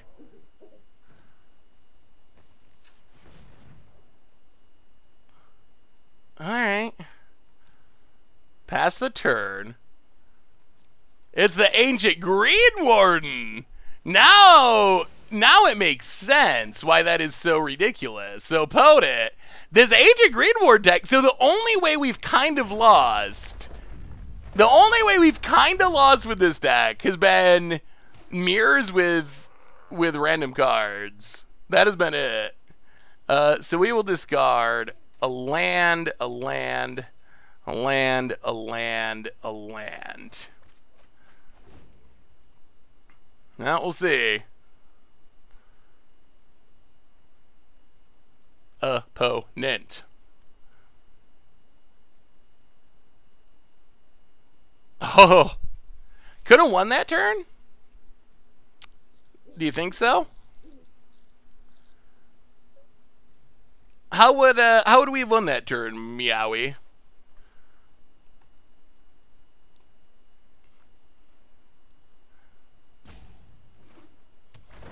Fabled Passage, double triggers. The double triggering's the biggest part of the issue.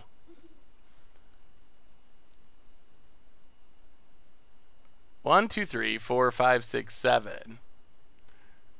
Well, all right. Let's see it. What do you got about it? Which silly decision of today do you think you will write about first, the bannings or Secret Lair? Oh, that's a tough one. I'm actually not sure what will come first. Opponent. Well, we got to crack one of these. Why we get a freebie? Get a forest. Gain some life. Make some cats.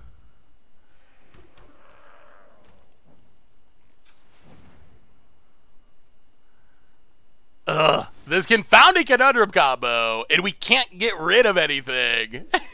It's too big to kill. Ugh.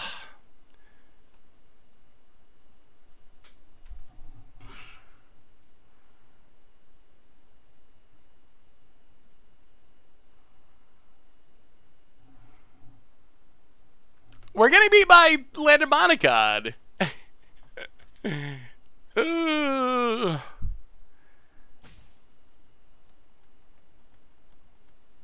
Oh, the problem is we're not going to have any lands. Well, I mean, we got to go for it. So, we're not going to have any lands. We will crack Fabled Passage.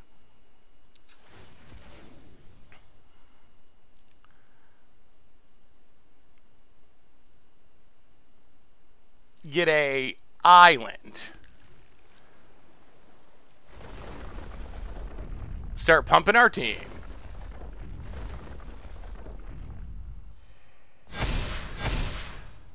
Add a red mana.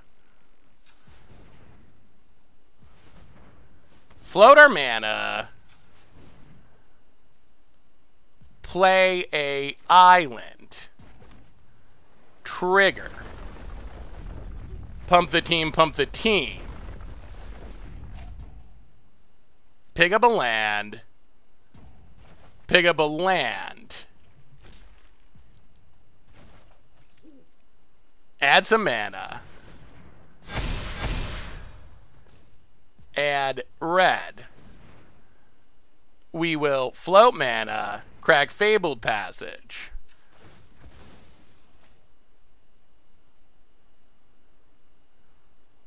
Get a mountain. Trigger. Pump the team, pump the team. Pick up some lands.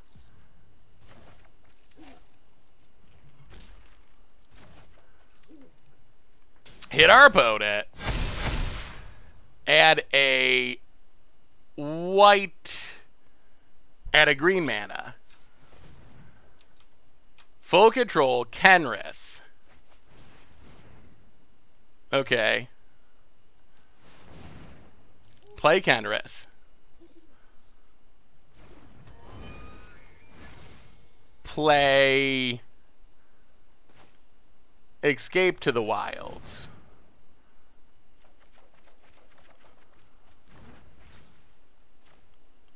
Evolving Wilds.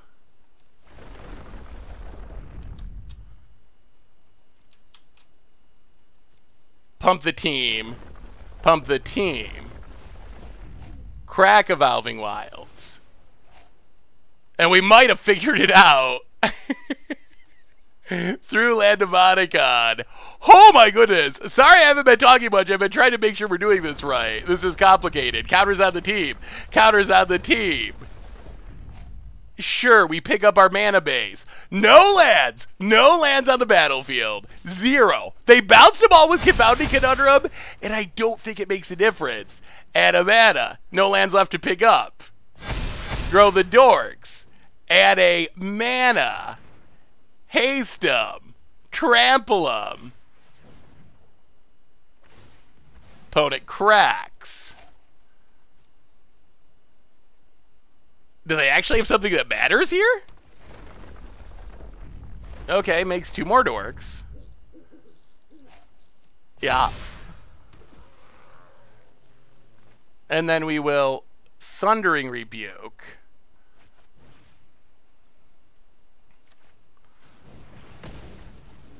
And attack. Is it enough? Wow! What is going on in Standard? What is going on in Standard? We bounced all of our lands.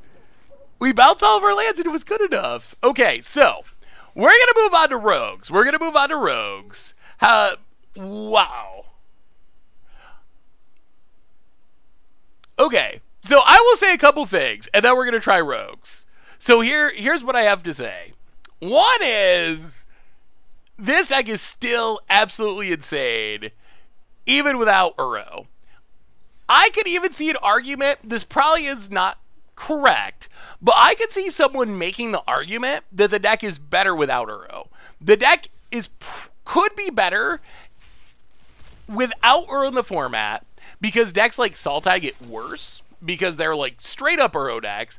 Also, you get to play ramp that's guaranteed ramp. Like, you get to play ramp that is always putting lands into play, like Cultivate and Beanstalk Giant, and they were good in our deck. Like, both of them were good in our deck. This deck is, yeah, I mean, even without Uro, this deck felt insane. Like, absolutely over the top, so strong. Obviously, we played 4 matches. We went 3-1 in those 4 matches. It's 4 matches. Maybe people figure it out. It's literally a day after bannings. But I don't think there's any debate that the deck is still good. Like, it is clearly still very good. This isn't one of those cases where your Fires of Invention deck gets Fires banned and it doesn't exist. Or Wilderness Reclamation gets Wilderness Reclamation banned and it doesn't exist. Losing Uro, this deck just keeps on trucking. I don't even really think it makes a big difference. So we'll see what happens. We got big events coming up. Maybe something else, like Rogues, for example, could actually beat it. We're going to try Rogues and see if Rogues has a chance. But if you're playing on Arena, if you're playing in paper somehow on Moto, expect to see that deck a lot, because goodness was that insane. I've never really played the fully powered version of the deck. That's why I'm so, like, agog at just, like, how ridiculous that deck was. I've never really played the full-powered Omnath deck. It's ridiculous. It's ridiculous. It is absolutely ridiculous. That was, I don't even know. I want to say it felt like I was playing a modern deck in Standard, but it was like a commander deck, like a CDH deck or something in Standard. All right, before we try Rogues, a super quick reminder that our sponsor this afternoon is Card Kingdom. And if you need some Magic cards, you get them over at cardkingdom.com. Yeah, so number 1, Omnath, still good. Number 2, the second deck I wanted to try today, and I promise, we're going to go back to playing our usual janky stuff in future streams. Did I see the Omnath Song of Creation mill? I have not seen Omnath Song of Creation mill. That sounds spicy, though. I mean, we've already started to see Omnath show up in older formats. I don't think it would be this exact deck, but I think a lot of those cards are. So a lot of the cards are good enough they can show up in older formats. So, Rogues. We're going to give Rogues a try. The reason I'm excited to try Rogues today is Uro's gone, and Uro is the natural enemy of Rogues. You mill them over, then they escape it and exile the cards from their graveyard, and you're very sad, and they get a 6/6, and you just lose to it. Now that Uro's gone, it might be time for Zarazad and the tricky, bad mill Rogues to actually do something in the format. So this is a pretty straightforward rogue deck. We have 1-drop Rogues, Thieves Guild Enforcer, Merfolk Wind Robber, both of them mill. We have Soaring Thought Thief as a pseudo-lord that mills. Brazen Borrower for some removal Rogues. Nighthawk Scavenger could be huge. Zarazad to hopefully steal our opponent's crazy stuff from their graveyard. Otherwise, removal and Bloodchief Thirst to kill the Lotus Cobras. Removal/counter and Drown in the Lock. Better now that Uro's gone. Lofty Denial's another counter. So basically, Rogue Tempo. Tempo aggro, I guess I would say. Sideboard, conundrums, counters, more removal. Still got to Cling to Dust. I don't know if it's worth it with Uro gone, but we're going to leave it for now. So, yeah, this is a pretty straightforward build of Rogues. No shenanigans, only 2 colors. Is it still... I mean, the Omnath deck is still insane. Like, based on our small samples, I want to make that clear. Like, we played just a few matches on stream, but it felt insanely powerful. Like, it felt insanely powerful. So, I don't know if I would... I don't want to say it's still broken after playing a few matches on stream, but it is still incredibly strong.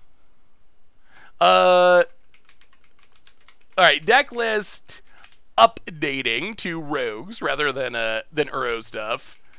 Yeah, I recorded. I've also been really enjoying Limited. I recorded a rough draft, so it should be going up this week. So that's on its way. Ooh, I think we actually keep this. 3 Thieves Guild Enforcers might just be enough. Oh, opponent's also milling. Well, Temple of Deceit, Scry. We're going to leave it on top because it's going to get milled. Bazaderd. What's the highest Goldfish ever been ranked? Like arena ranking? Me or Richard?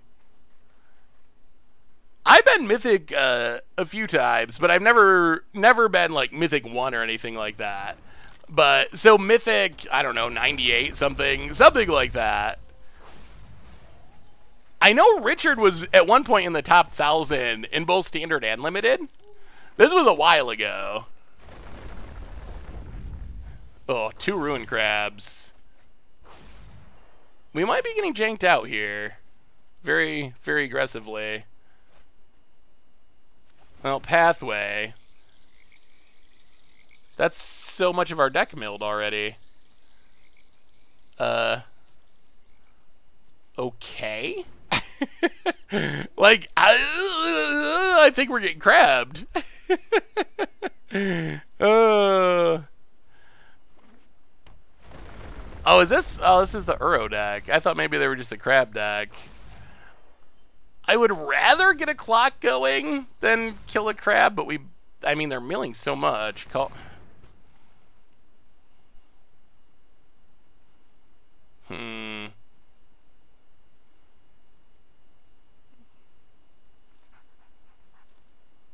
Alright, yeah. Mill away, mill away. I feel like we gotta get down a clock. I feel like it's a losing battle to not get down a clock. So I feel like that's gotta be step 1. Is get down a clock and then go from there. We still have 20-some cards in our deck, which is something. Thieves Guild Enforcer, mill you.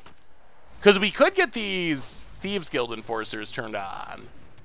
And they actually are a clock that we can start attacking. So mill our opponent. Mill our opponent. Untap. Aghanim's Awakening. Untapped. Go to combat. Attack ya. Pass the... Ooh. Ooh. Hey, what's up, Benny-Bon? How are you? How are you? I mean, we have plenty of answers in our deck, but I don't know if we're going to hit them in time. 26.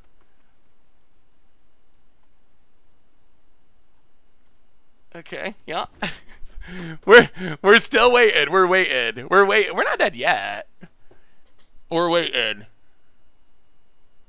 We can take another mill of 6. That's fine.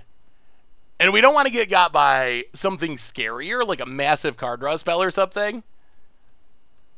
So I feel like we can take the mill, counter, Thieves Guild Enforcer. Huh.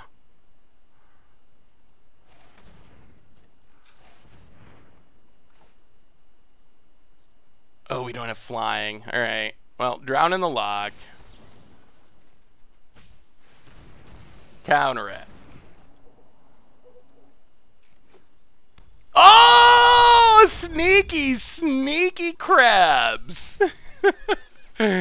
Oh, that fetch land throws off the math a lot. The fetch land's very much not good. Down to 20. Opponent gets an island. Mills us. Down to 14. Well, Thieves Guild Enforcer. Trigger a bunch. Mill-ya, mill-ya, mill-ya. Untap. Go to combat. Attack ya. Opponent goes to 5. What do we do? What do we do? Yeah, Nahiri's Lithoforming can be very powerful. There's no window to... with a clone, clones enter the battlefield as a copy of the creature. So there's actually no window to target what they're trying to copy. Once it resolves, it's going to be a copy. Alright, so how do we do this? We have 13 cards in our deck. Yeah, alright. Alright, opponent. Can you mill us out? Can you mill us out? I think that's all we can do. Opponent on taps.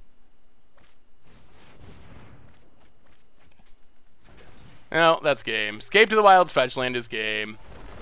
Oh, that was really close. Our opponent actually had to get lucky to win there. If they didn't hit a fetch land, they lose.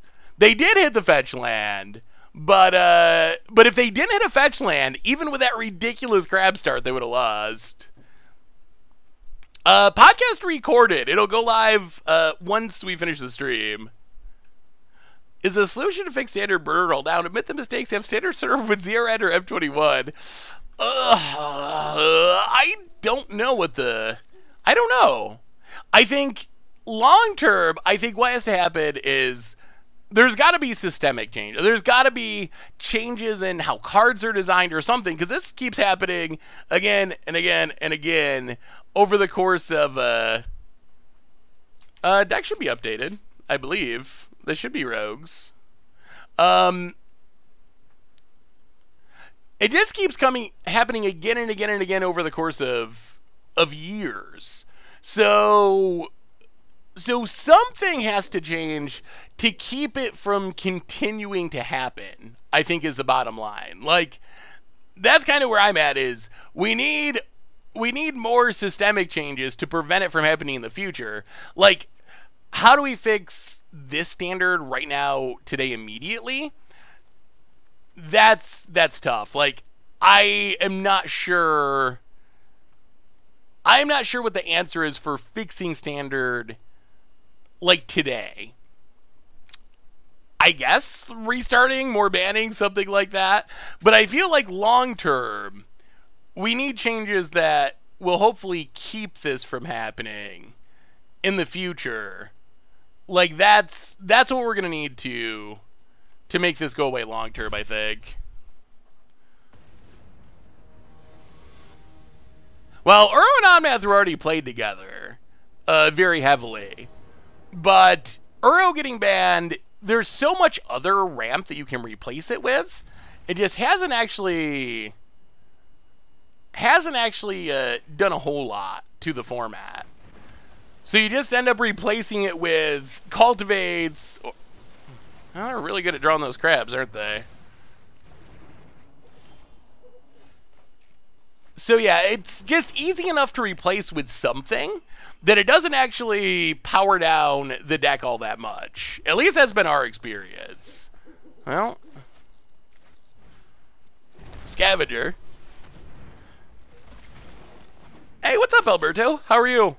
So what are you all gonna try first in Standard? Is there anything you got high on your list of stuff that you want to try?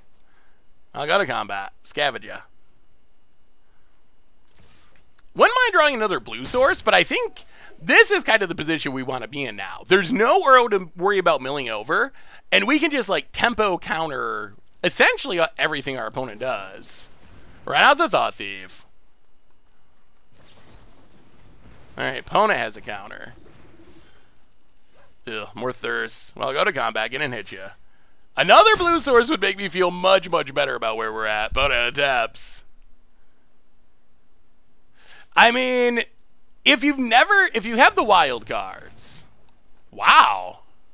What is our opponent's deck?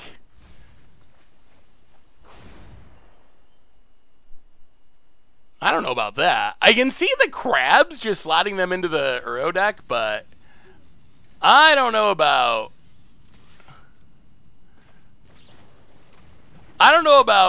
going to venture deeper. That's a little too deep even for me. Scavenger, growing.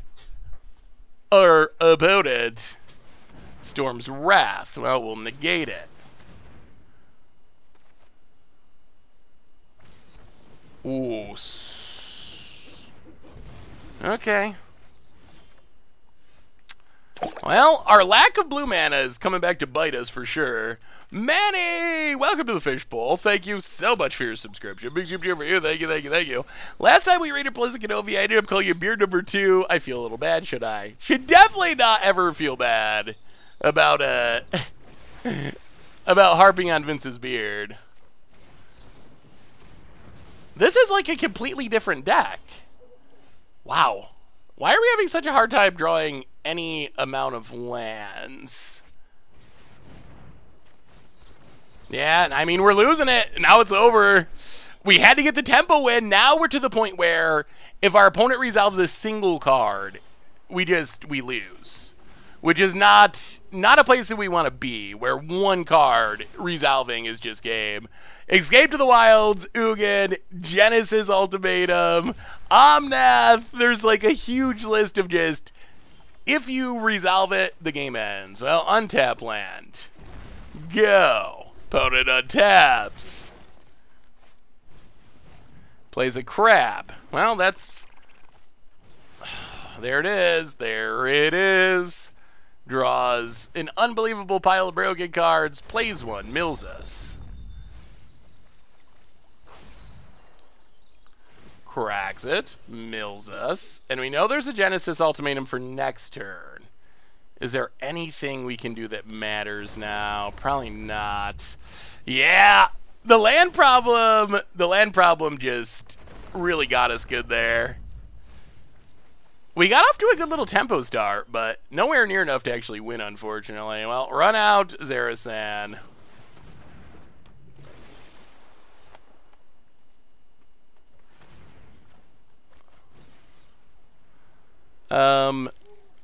Kill the crab.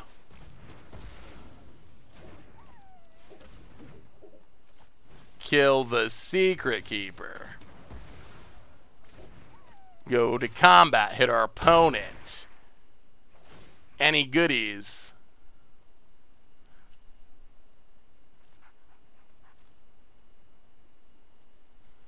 Well, I guess we just take a Gargaroth. Pass the turn.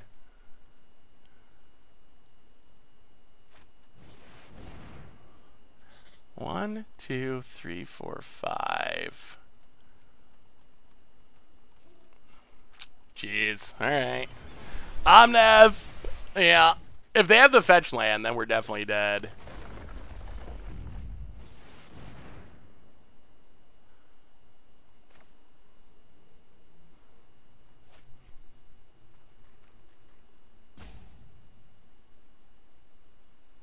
Okay. So draws cards, land drop, mana, fetch land mana. Opponent cracks it.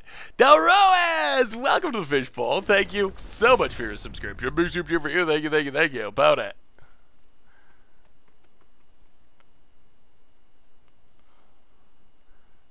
Yeah.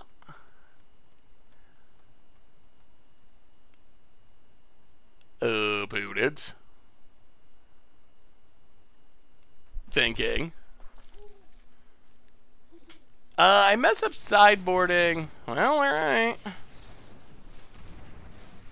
That's not the worst. Is it enough to matter? I'll go to combat. Attack. Draw a card. Now we're finding our lands. Boat it. Blocks and trades. I'll play a Swamp as a turn. McFly ended out the gifts up to Symbiote. Welcome to the Fishbowl. Oh, they got another one, of course. Thank you so much for your subscription. Big super for you. Thank you, McFly. Boat it. Draws a card. Huh. I mean, we've made this game close. That's good. The problem with anti-cognition is it only hits creatures or planeswalkers. So it's more of a essence scatter than an actual counter spell. Opponent manas. Genesis Ultimatum.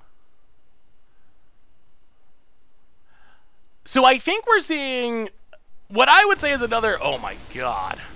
I think we're seeing what I would say is another issue with this matchup. So Uros gone, but our opponent just has so many cards that just win the game that it is very difficult to counter all of them.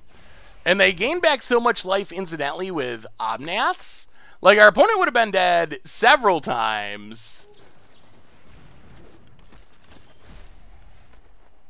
Our opponent would have been dead several times if that wasn't the case. Well, attack Amelia. Draw a card. Opponent.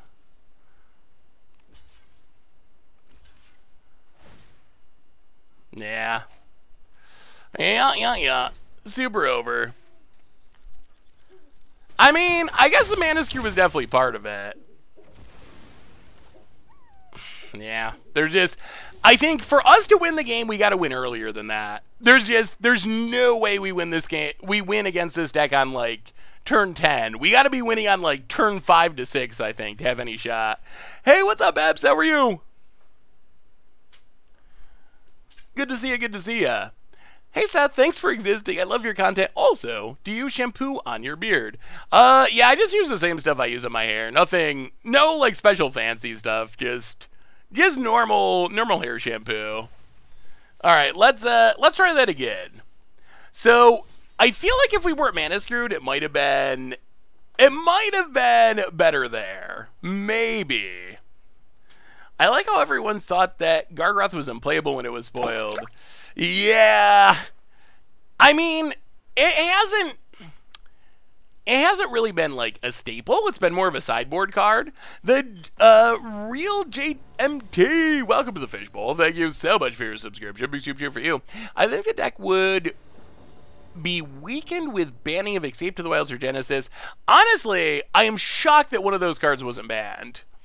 We kind of knew going into it that Wizards was unlikely to ban Zendikar Rising. Like, for better or worse, there's a really long track record that Wizards, unless it gets to an Oko situation where there is literally no other possible option, or people are going to go be beating down their doors out in Renton or whatever, like, Wizards is not going to ban cards from the newest set unless they absolutely can't avoid it. So I was pretty sure they weren't going to ban Lotus Cobra. They weren't going to ban Omnath, even though those were the bans that would really, I think, power down the deck the most.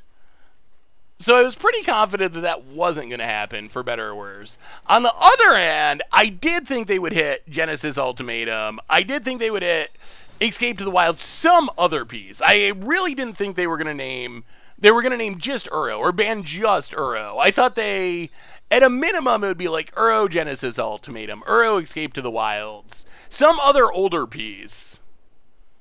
I think the Felidar Retreat, I mean, it's very powerful. We definitely saw its power, but I don't really think it's especially bannable at this point. I think the deck would be just fine without it. If you look at the most popular...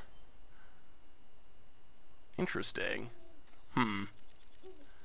These Blood Chiefs, they're... Oh my god. Another one. I was just going to say these Blood Chief Thirsts aren't looking very good. As we top decked Blood Chief Thirst number 3. Oh, the Omnath, it was incredibly, insanely over-the-top powerful Hepidon. It was so... It's bonkers. It's bonkers. It really is. I don't even know. Like, if you compare this... I wonder how it would compare to broken decks from past Standard. Like, the current build of Uro, do you think that would be beating, like, Luca Fires? Do you think it'd be beating Wilderness Wreck? I mean, it's probably not going to be the Oko deck, but... Well, there goes our Lofty Denial. Yeah, these Blood Chief Thirsts are incredibly unfortunate here. The Anin? Something like that? Welcome to the Fishbowl. Thank you so much for your subscription. Big super cheer for you. Well, okay, they're going to do something. Big super cheer for you. Thank you, thank you, thank you. Opponent runs out Seagate Stormcaller. We will Brazen Borrower. Now, apparently our Bloodchief Circe is actually going to do something. Mills you.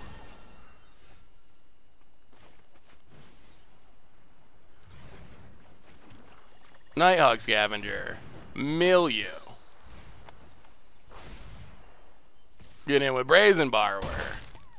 Hope for no Wrath. If there's a Wrath, we got nothing. Wrath and we're done. Done, done, double done. I honestly don't think Omnath decks are nearly as insane now. The life gain loss makes a huge difference. Oh, were you here earlier in the stream, Skeletor? It felt ridiculously insane. I don't think we came particularly close to losing to anything except the mirror. Like, it was ridiculous. Into the Royal, makes us pick up the Scavenger. Opponent passes. Well, let's kill the Stormcaller. Go attacking. Opponent down to 10 past the turn. The asset error thing still happens to me, Matt. I mean, I've said before, like, our sample is small. We're playing a stream. So don't just take 5 matches from a stream as being the gospel or whatever. But based on the matches we played earlier in the stream, the Omnath deck was still bonkers. Just like bonkers. We were getting turn 4 kills and just, it was still very insane in our small sample size. Do you feel like Fire Design has pushed Magic, especially Standard, into late game grind fest if you don't out aggro early? Ew, that's unfortunate. If you don't out aggro early, most Eighth Mythic gain life and card advantage so you can play longer games. I do feel like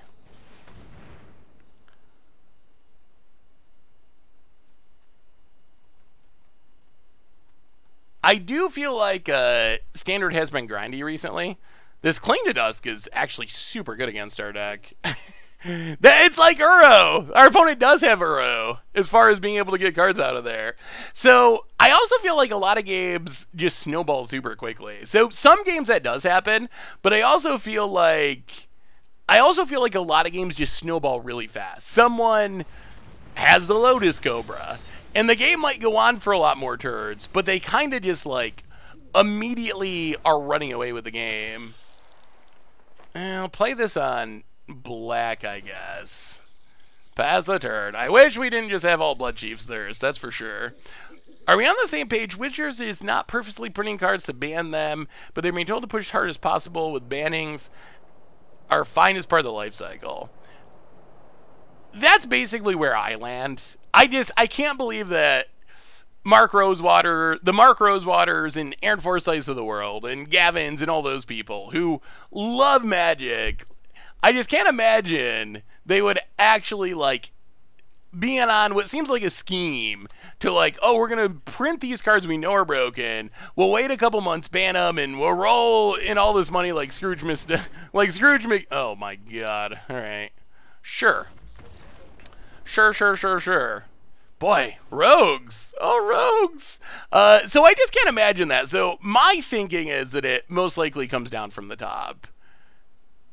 From the top of, either the top of Wizards or the top of Hasbro itself. Like, the CEO of Hasbro, Brian Goldner, got rid of the longtime CEO of Magic. What was this, 2016, 2017? Got rid of the longtime CEO of Wizards. Brought in some Chris Cox, some Microsoft digital person. And Hasbro's its own company. That's the parent company. Buckarox, and they own Wizards of the Coast, and also a bunch of other brands. Monopoly and My Little Pony, and I don't even know. Like, tons of things in the game space. Transformers is in there. Hey, see ya, Crix. How are you? Have a good afternoon. Buck Rocks, welcome to the Fishbowl. Thank you so much for your subscription. Big super cheer for you. So that's kind of my thinking. And I don't know how many of you have ever worked for a big corporation. Yeah, Dungeons is also part of Wizards. That's another a Wizards IP. But I don't know how many of you have ever worked for like a big corporation. Because that's the other thing people have said. Like, oh, well, if there's all this pressure from Hasbro, and that really is what's happening, then, you know, why aren't Wizards people speaking out about it? Why isn't Mark Rosewater being like, you know, Hasbro's really like screwing this up or something? I don't know if you ever worked for a big company, but that's just literally something you can't do. Like that's just not something you could do at a company. If you want to keep your job. Like, if you don't care about keeping your job, sure, then you say whatever you want. But there's just no way that you can say stuff like that. You have to toe the party line. And even, like, I mean, and it's not even like a sinister thing, but like, if there was something that Goldfish was doing that I didn't particularly agree with, and I don't think it would be like some horrible bad thing, but let's say I didn't like the site redesign. I didn't like dark mode, and dark mode is awesome, and the site redesign's awesome. But if I didn't like that, am I going to like go on Twitter and be like, wow, the Goldfish site is, you know, it's horrible now? Like, no, obviously. Obviously I wouldn't do that. Thankfully, Richard is a great boss, and we get along and agree on a lot of things. So that isn't something I got a concern with. But I've worked at like big corporations in the past, and you can't do that. So I don't think it's surprising that, like, even if Mark Rosewater is sitting in his office today thinking, man, I can't believe we couldn't ban more cards. Like, this isn't going to work. There's no way this is going to work. We're going to be right here in another month banning more cards. Or even if he's sitting there, I really hate these Walking Dead secret layers. We should not be printing mechanically unique cards. We learned that lesson years ago. We shouldn't be putting mechanically unique cards in products like this. Like, even if that's what they were thinking, there's no way they can say that publicly if they want to lose their job. So if anything, I see people getting mad at like Mark Rosewater and mad at Wizards people. I actually feel bad for them. My thinking is that it's much more likely that they too probably don't agree with everything that's happening, and they might even have been internally fighting against those things happening, but they just don't have the power. Like, compared to Hasbro, compared to their CEOs and bosses, that they just don't have the power to necessarily stop it. So I'm very sympathetic of those people, because I really truly believe that that those people do care about Magic very as much as you and me and anyone else, and they want to see the game thrive. And there's no way knowing this for sure, but I would guess that many of the people that we know and love from Wizards are not any happier about the state of things than we are. But they just can't say that because they want to keep their jobs, which makes a lot of sense.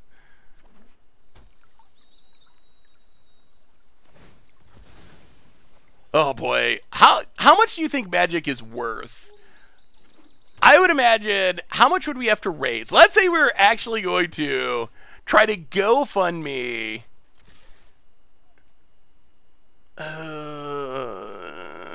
Let's say we were actually going to try to GoFundMe the purchase of Wizards. Oh, it'd have to be so much. I looked at Hasbro recently, and Hasbro itself is $11 billion company. That's their market capitalization at the moment. So Hasbro is worth let's say $11 billion. About 11 times sales. The best we tell, Magic probably does, somewhere between maybe 500 million a year. There were solid numbers from a while ago that were like around 250 or 300 million. I think it's probably closer to at least 500 million. It might even be higher than that now with Arena. We don't have good numbers on Arena. So you'd be looking at billions of dollars if we wanted to buy Magic. Like, we'd probably be looking at 3 billion. If you're really paying like several years worth of how much money they bring in, Whew. Alright, let's run out Thieves Guild Enforcer. Yeah, I mean, I assume that it would be wizards. I couldn't imagine. Yeah, so when I was saying magic there, I guess I was actually referring to wizards as a whole. Well, no, actually that's not true. The best we know, magic actually brings in somewhere between like 300 to 500 million a year.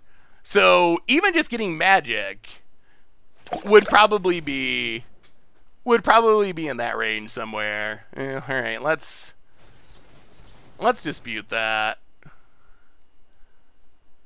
If our opponent counters, all right, opponent negates. Well, we'll negate the negate, I think. Silverbucks, welcome to the Fishbowl. Thank you so much for your subscription. Big super cheer for you. Thank you, thank you, thank you. 3, 6. Oh, they have removal. Boo. Boo and hiss. Well, Milia budge.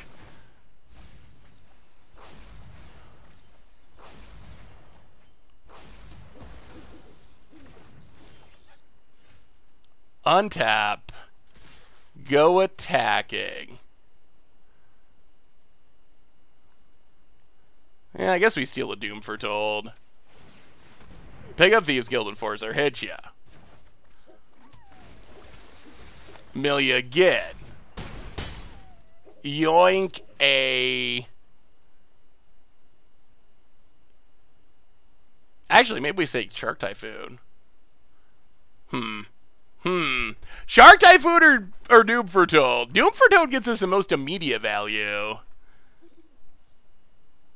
And I do like drawing a card. People seem to like Shark Typhoon.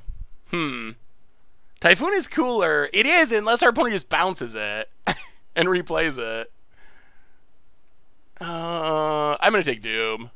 I feel like Doom is a safer choice. We'll get Shark next turn if we can. This is actually kind of a sweet loop, because in theory, we keep hitting our opponent, and we get to keep Doom Foretolding every turn. Zarasan is sweet. I hope Rogues actually turns out to be a good deck, because Zarasan is just such a sweet card. Poga, take a peek. Do you have a Wrath? I guess Extinction Event doesn't do it. Yeah, that doesn't do it. Pick your poison. Name's odd. Well, Clearwater Pathway on blue. Go to combat. Get in, hit ya. Down to 1, and I think we're in good shape. Opponent passes. We have a new donation for Rum. And opponent scoops it up. All right, Rogues can technically win. Oh, someone asked about the podcast. So my Mondays, I record the podcast at noon Eastern. And then basically as soon as we finish, I jump over and stream for a few hours. And then as soon as I finish streaming, I upload the podcast. So the podcast should be up, let's see, an hour from now or so. Like, pretty much as soon as we finish the stream. It's usually up within like 20 minutes or so. We have a new donation for Rum. Travis, $5 donation. Do you ever have a problem where the MTGO desktop shortcut doesn't work no matter how much you click it? Yes. I have had that happen before. Restarting your computer, or sometimes right-clicking and clicking open can get around it. But yeah, I think that it's always worked for me if I restart my computer, though. Holy Diva! Hey, what's up? What's up, Danielle? What do you think? Oh no, no lands. Well, I guess technically one land, but not enough. What do you think of the bannings today? What is your take on where we're at? Duress. We gotta play the tap land. Kind of want the counters. Yeah, I guess Scavenger is going to the bottom for now. Poor Krim, the Night Owl, rolled on the bed just in time for the podcast. Yeah, Krim always does that. That's typical Krim strategy. Removal, discard. Spare supplies. Well, I guess we're losing. Yeah, we're probably going to end up losing this Soaring Thought Thief regardless. Unless we wait a bunch. Hey, what's up, Diva? My take is the format is broken, they fully know it, and they can't be honest about why they don't fix it. That does not sound like a unfair take to me. Not at all. Podcast was post bannings. The bannings and also the secret layer drop were two of our big topics. Hey, what's up, Stormgood? So yeah, that's what we spend most of the cast on, those two topics. Opponents passing. Well, play a triome. Go. Oh, no. And that should be very clear. And I think this is for pretty much everyone, I hope. But when people talk about the bannings, if people are disappointed, it's not because Uro was bad. It's that just Uro was bad. I am 100% convinced that Uro should have been banned in Standard. But I'm also, especially now after we've been playing, pretty convinced that to really fix quote-unquote Standard or power down the Omnath deck, it's going to take more than just banning Uro. So the criticism is not Uro should be legal. It's more like we needed more than just Uro being banned. At least that's my opinion. Athrex, welcome to the Fishbowl. Thank you so much for your subscription. Big super cheer for you. Do people even watch Walking Dead these days? I actually asked that question when we were talking about it. I thought that, so I've never really been a huge Walking Dead fan or whatever. I've never really watched through the whole thing or anything, but I feel like wasn't the peak of Walking Dead like at least 5 years ago, maybe even more than 5 years ago? I feel like the peak of Walking Dead was like 2014 or something. I don't only watch cartoons. I recently watched, rewatched, I guess. I think I'd watched it a long time ago, but I've recently just finished watching Sons of Anarchy.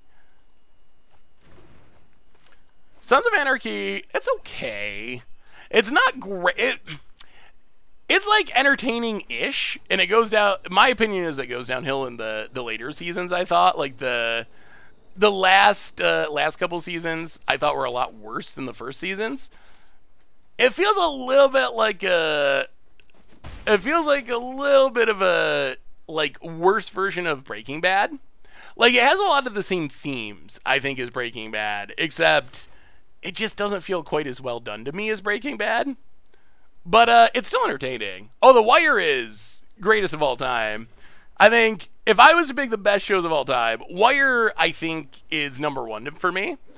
Breaking Bad is also on the list. I know it's not like an earth-shaking list. A lot of people think those shows are good. Sopranos are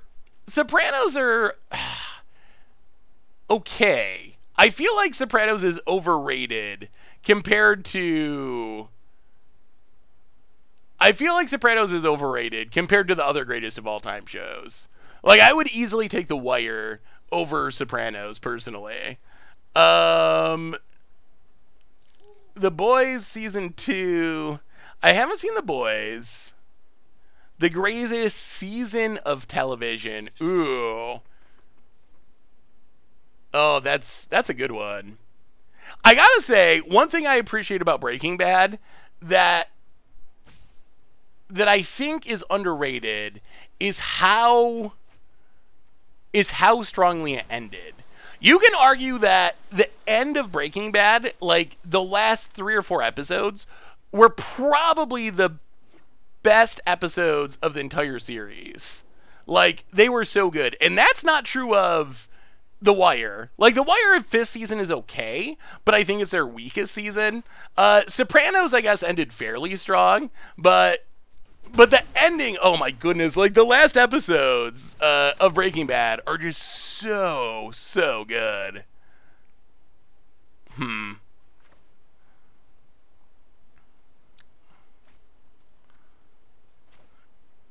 Well, I guess we counter.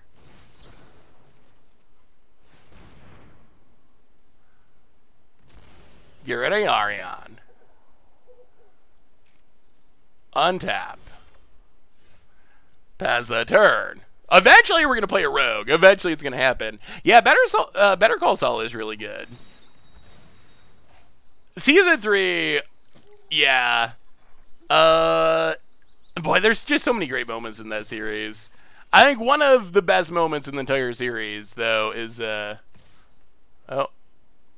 opponent gets in, hits us. Yeah, let's run it out. I think we can defend it. Run it out. Untap. Okay, there we go. We have a threat. A threat has arrived. Get it, hit ya, mill ya. I actually think Season 2 of Wire is pretty good. Oh, yeah. Season 4, the kid season, is... Yeah. I think Season 2 is underrated. Season 2, the one on the docks, is the one that apparently most people, or a lot of people, don't like. But I feel like... I actually like that season. Yeah, it's a little weird, and it was a big shift from the first season. But I still think it was really good. Yeah, the Hank episode was so... Oh, the end of Breaking Bad was really good. Favorite character on... I mean... How can you not go with Omar? I think my favorite... My favorite moment, I think... I don't know, it's tough because there's so many good moments. But I think one of my favorite moments from all of The Office is when Omar has to testify. That is one of my favorite moments from the series. I'll get in hit ya. Bunks, yeah. McNutty. The Ozarks, I've watched... Ooh, That's a bit of an issue, isn't it? I've watched the first season of Ozarks. I guess this isn't the end of the world. It's going to be a...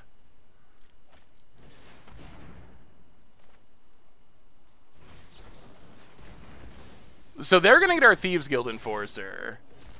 But then they lose their Doom Foretold? Oh, we keep drawing Lofty. Where's our Rogues? Where's our Rogues? All these Lofty denials are losing a lot of value. This is not great.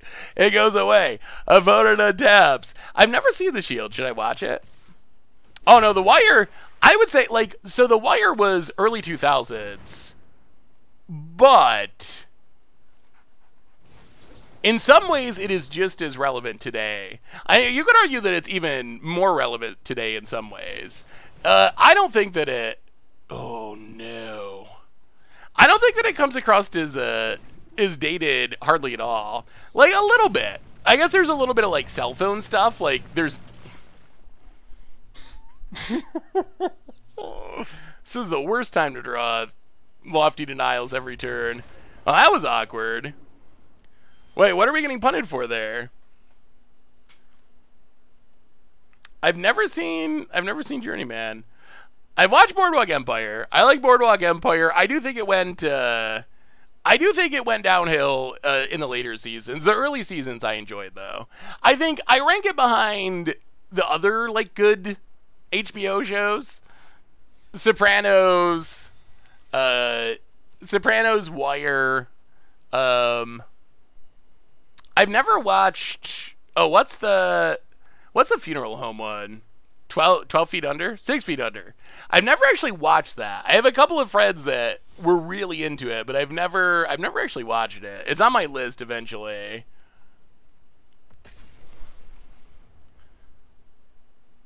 The Wire talked a lot about issues that were never addressed. They're calling for reforms. Yeah, like a lot. That's... yeah, Peaky Blinders I enjoy. I like Peaky Blinders too. No, we couldn't counter the Worm, right? We didn't have a flyer, so our opponent could just pay for the Force Spike.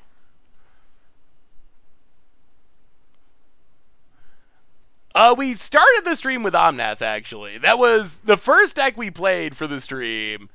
Was Omnath, and it was so broken. Maybe it was. Maybe I missed something. It was a PUD. But it was so dominant and broken that we ended up switching.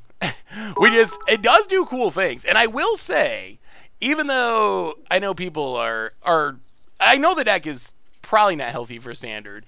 If you've never played it, I would recommend giving it a try. Especially if you have the cards. Because the things it does are really fun. The things it does are not things that we want to be 70% of Standard or anything like that. But it is really fun. One of the most underrated series is Rome. I have not seen Rome. I'll have to check it out. Is it streaming somewhere, I assume? On one of the streaming sites? I don't actually have TV. I'm just 100% streaming. Okay, yeah, it's yeah. I have HBO Max, so I'll have to check it out. Someone asked about Arrested Development. As far as comedies go, like if we're not talking, okay, so if we're not talking serious shows, which is where I put like Wire, Breaking Bad, those shows are ranked at the top of my list. So if we're not talking about serious shows like that, and we're not talking about animated shows, if we're talking comedies, non-animated category, I would put Arrested Development might be number one for me. The new Netflix seasons just make me sad. It's like Weezer. It's almost exactly like Weezer. It's the same Weezer feeling. Where it's like, how could you go from being so amazing to being so bad? Like season 5 is like very close to unwatchable. Like it's that bad. In my like at least I feel like it's that bad. But yeah. Always Sunny is also on my short list of non-animated comedies. That would also be there. I've never watched Community. Office is obviously really funny. It goes downhill after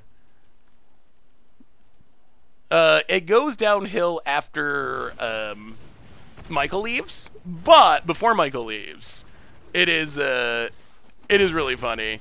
Trailer Park Boys is one of the shows that I've watched multiple times. I'm a big Trailer Park Boys fan. Trailer Park Boys is hilarious. Yes, I believe trans rights are human rights, so I definitely believe in trans rights. What are we doing here? Do they have anything? Questing Beast. Let's attack. I don't think they're gonna block. Who plays around Zara Sand at this point in Standard? Not our opponent, that's for sure. Yoink! Yes, hit ya. Come to us, Questing Beast. I do love Zara Sand. I really do. What do you think of the Trailer Park animated series? So animated, I have strong opinions about animated TV shows. Animated TV shows. What's the number one animated TV show? Non-anime. I don't know anime at all. I'm gonna have to watch The Boys. I haven't seen Boys. Oh, Curb Your Enthusiasm I really like too. Yeah, Curb Your Enthusiasm's really funny. I think Curb Your Enthusiasm is better than... I'm gonna say I think it's better than Seinfeld. I find it funnier than Seinfeld, personally. Animated shows so I rank Futurama above The Simpsons. I know Simpsons is like probably the greatest of all time, but I actually think that that Futurama is actually better than Simpsons. Archer's really good. South Park, I used to like South Park. I haven't watched recent South Park seasons. BoJack, I think there's an argument that BoJack is maybe the best, at least the best recent animated series. I don't know how you can compare it to stuff that started 20 years ago. I think BoJack it's really, really good. Rick and Morty's also very good. I think I would rank BoJack slightly ahead of Rick and Morty as far as like new animated shows. Somehow BoJack manages to be really funny, but also sort of important. Like it hits on a lot of like, I don't think I've seen too many animated shows, and Rick and Morty does this a little bit, but there aren't too many animated comedies that manage to be really funny, but then also speak to like real important issues and maybe actually like matter more than just laughs. Cassie McGee. Do you think the Walking Dead Secret Lair cards will be banned until we have we have... Ooh, opponent's gonna get in? Alright. Until we have Magic versions, I don't believe so. I do think that that could be an option. Awesome, welcome to the Fishbowl. Thank you so much for your subscription. Big super cheer for you. Thank you, thank you, thank you. We will trade. I do think that that could be an interesting option, but I think Wizards wants these cards to be playable. Like, if they wanted them to be banned and unplayable, they could have put them in... Ooh, do we get in with... Huh.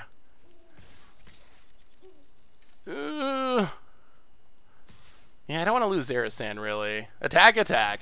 They could have put them in Silver Border or something like that. So if they want them to be like, oh, if your playgroup and commander lets you, you can play them, they just would have Silver Bordered them. So I don't think that Wizards is going to ban them or anything. I think this is what they wanted. This was a choice they are making. Saint Chaos, welcome to the Fishbowl. Thank you so much for your subscription. Big super cheer for you. Thank you, thank you, thank you. Well, alright, let's get some Brazen Borrower value. And fizzle this Knight so it can't draw a card. Hit our opponent. Pass the turn. Best cartoon is the Animated Beard Adventures of Seth and Vince. If only I had the technical prowess to do that, I would totally make that show with Vince. Yeah, let's counter that. Mostly because of the life gain. We're really close to closing out this game. I don't want to let our opponent start gaining life. Do I watch reality TV? Not really, although I did watch a few seasons of Great British Baking Show, and I actually kind of enjoyed it. In general, I don't watch TV, don't watch reality TV, but on occasion, guilty pleasure TV watching. Yeah, Beavis and Butt is like... since I'm a boomer, like, that's kind of growing up with that stuff almost. I do think Beavis and Butt is really funny. I don't know how it holds up today. I definitely thought it was funny at the time, although the fact that the music videos were some of the best parts of that show, and the fact that they don't... the versions you get on DVDs and stuff don't have the music videos, probably because of copyright issues, actually makes it way worse, I think, than they originally were, because I thought that just like the cutscenes of them making fun of music videos were some of my favorite parts of it.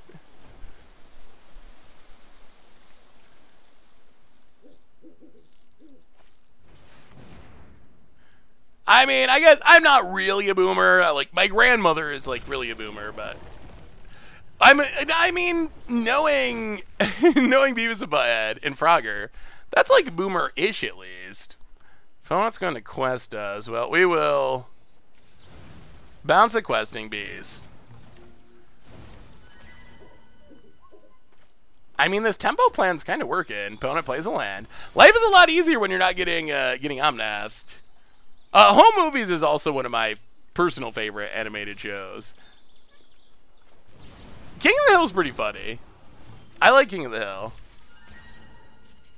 I think it ranks a little bit below some of the other shows we've been talking about, but it is a show that I think is funny and I like. I'll get in Hitcha, and this one is, I think, over. I don't know how our opponent's going to get out of this. Life is easier when you get to play Magic. Bob's Burger is pretty good, too.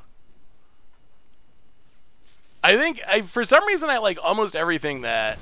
Is it John H. Benjamin that does the voice of McGurk on Home Movies, and then Bob's Burgers, and also Archer? For some reason, like, every show he's in, I think is really funny. I don't know why, but for some reason, they're all just... Maybe he just has good choice in the roles that he takes or something, but they are all so funny. I'm a black enchantment removal boomer. I'm definitely a boomer when it comes to black enchantment removal. There's no arguments there.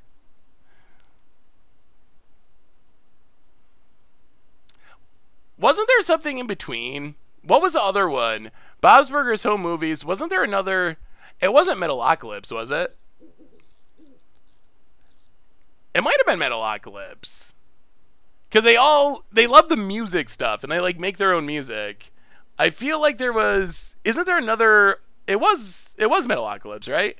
I feel like there was another like slightly music-y show in between.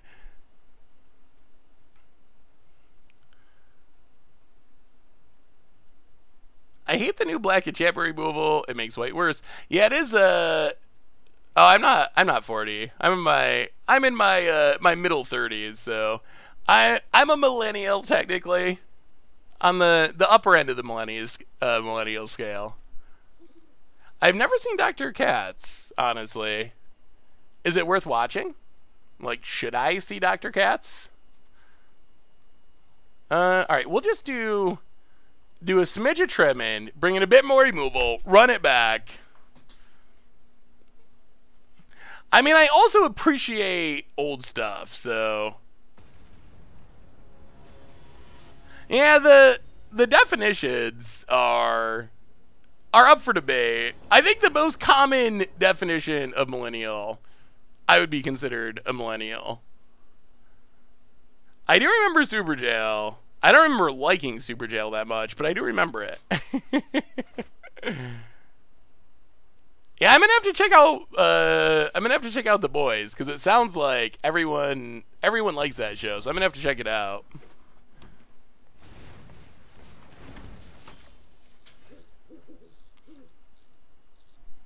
All right, tablet, go.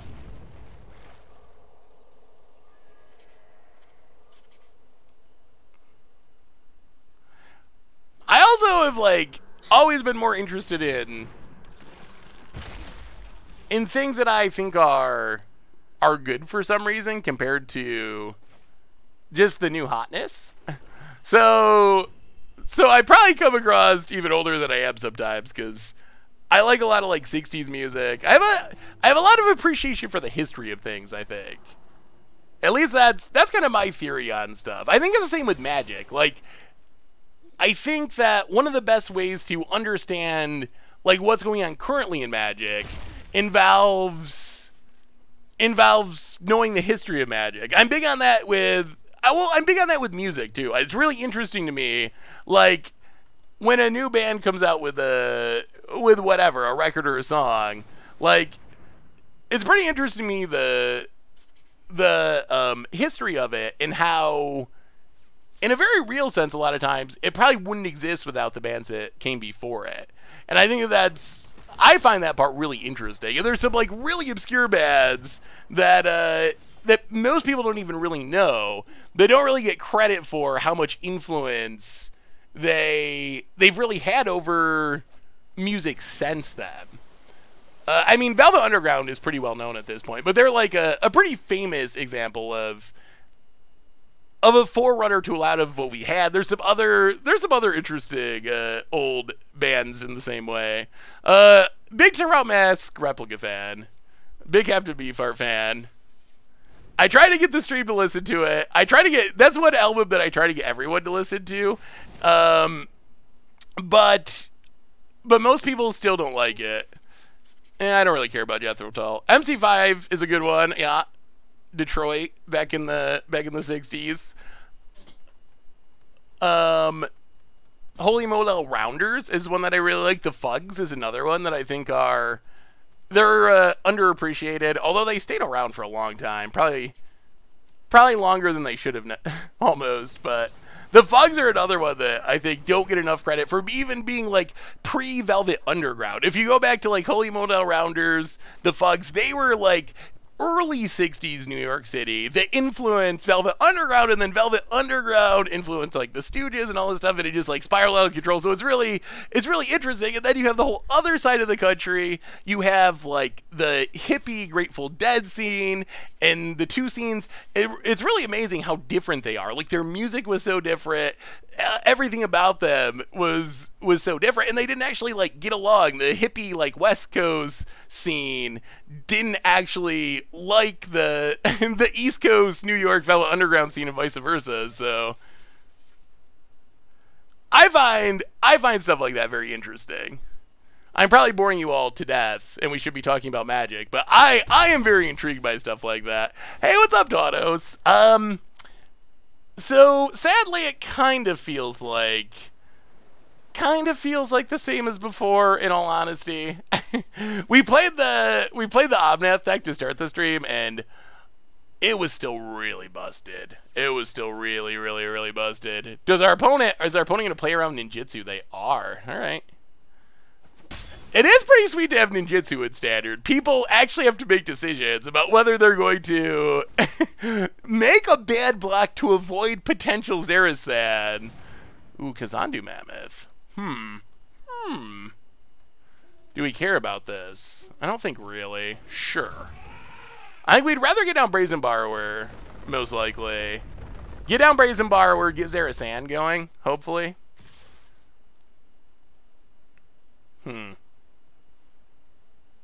Or maybe we wait.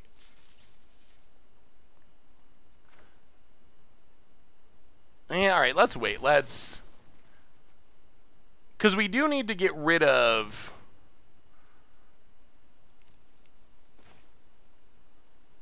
We do need to get rid of the Scavenging Ooze, or that's going to eat the stuff that we want to...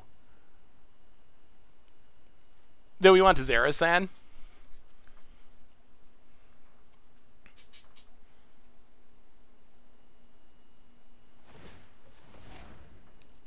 Boot it. Oh! Disregard that speech about bad blocks. I don't know why I was thinking this always had Death Touch, but it only gets Death Touch. It only gets Death Touch after, No, I thought it just always had Death Touch, and then it grew once there was enough cards in the graveyard. I actually didn't realize that it doesn't always have Death Touch. Yeah, that's a putt. That's a putt. I was too busy talking about how our opponent was making hard ninjutsu choices.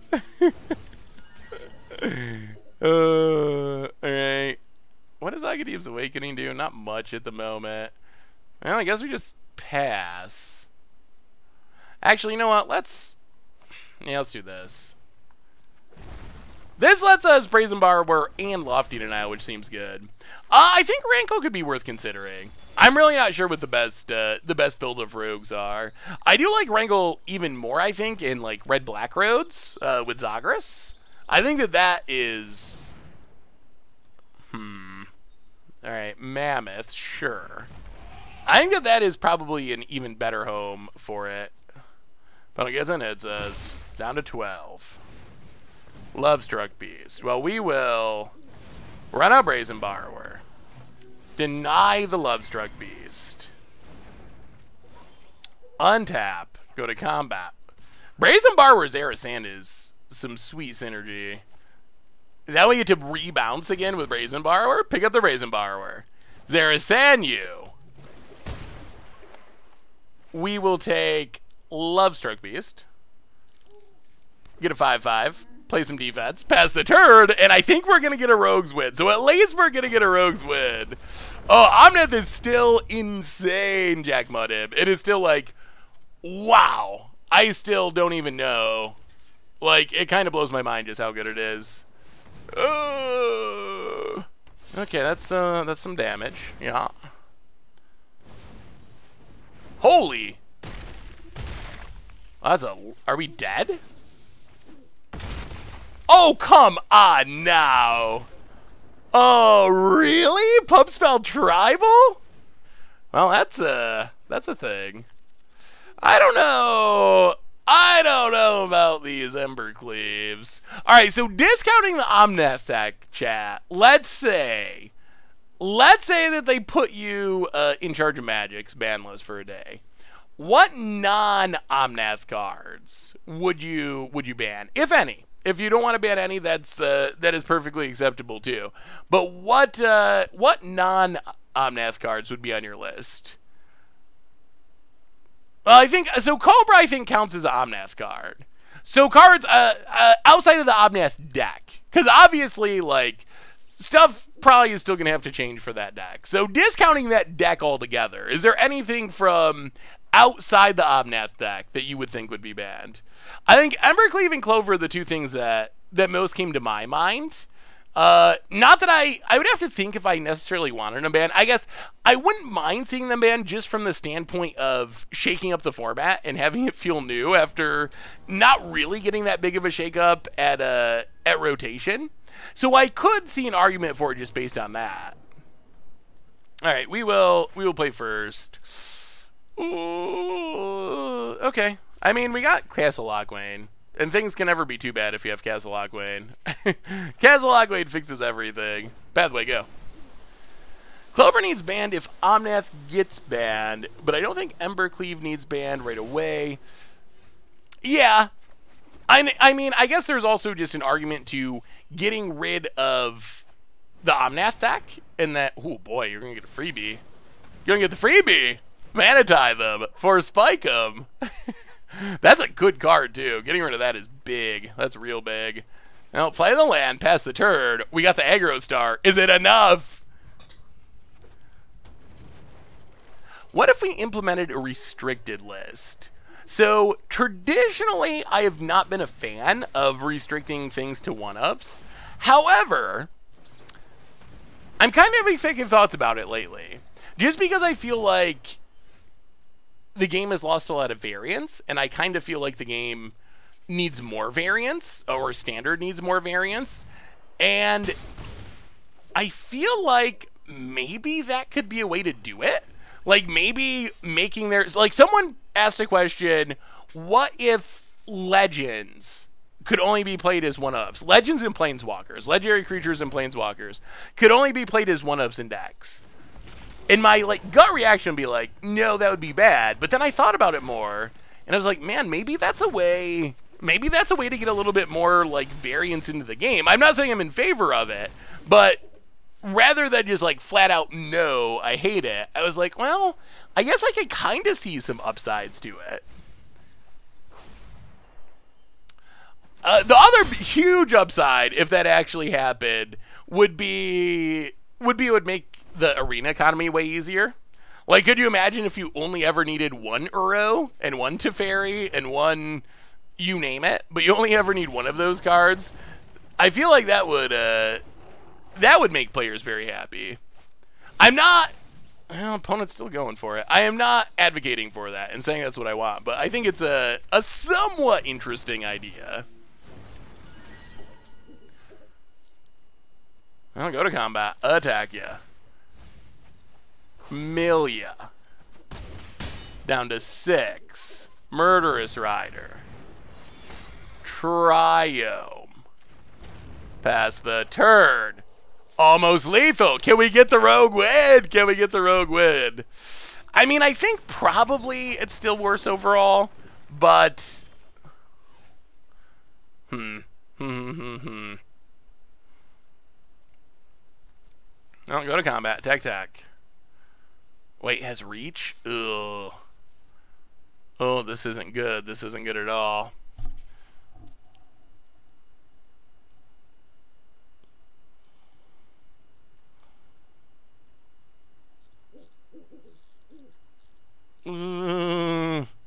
And vigilance? Ugh.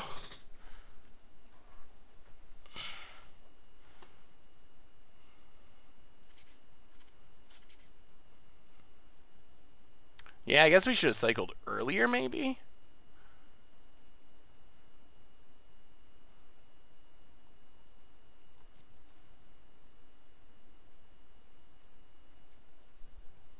Alright, pass the turn. Ooh, not good, not good. We can't send all the dudes, because then our opponent blocks and gains 3, and or does something.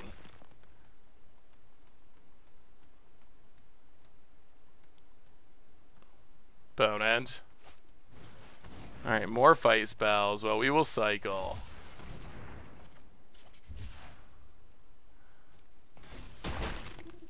We lose our Thought Thief. Opponent. Attacks. Gains life. Well, we will kill it.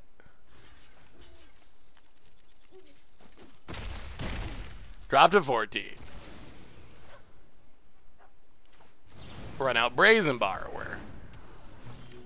Untap. 1, 2, 3, 4, 5. Aghanim's Awakening. MDFC value. Thieves Guild Enforcer. Soaring Thought Thief. Get them both back. Milieu. Yes. I think I feel a rogue win coming on. Merfolk Wind Robber. Hit you. Milieu. Okay, well, rogues definitely improve without having Uro. What are we getting yelled at about? I'm so confused. Opponent gonna kill Brazen Borrower. How are we going to get the Gargaroth? Like, how are we gonna hit our opponent with Zarazad? Oh, just like pick up the Brazen Borrower and go that way? Yeah, maybe that would be better. And opponent, done. Yeah, we could have went that way.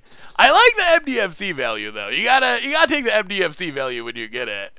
Oh, so I think that's gonna probably bring us to the end. We're gonna raid someone though, so don't go anywhere. We're gonna have an amazingly big raid. I'm gonna go upload the podcast here momentarily. So what do we learn today? What do we learn about Standard? We need a quick little wrap up about Standard. So, is there any way for you to bring your two screens together? Wait, what screens? Mythic, modal double face cards, the land spell cards. So, what do we learn? We played no Uro Omnath. The deck is still insane. I don't even know how to describe the power. Our only losses were to mirror matches, and it's insane. You can kill on turn 4. You draw your entire deck. It is a bonkers deck. I don't think Uro matters. I think maybe the deck might even be better without Uro, so still expect a lot of the Omnath deck. Rogues, I think rogues have headed in the right direction. Ulysses on track, welcome to the Fishbowl. Thank you so much for your subscription. Big super cheer for you. Thank you. Rogues, I think, is improving. It is heading in the right direction. But thanks to Uro being banned, is it top tier? I think it's going to need some more brewing, but I think it has a lot of potential, even though our record was not super duper exciting.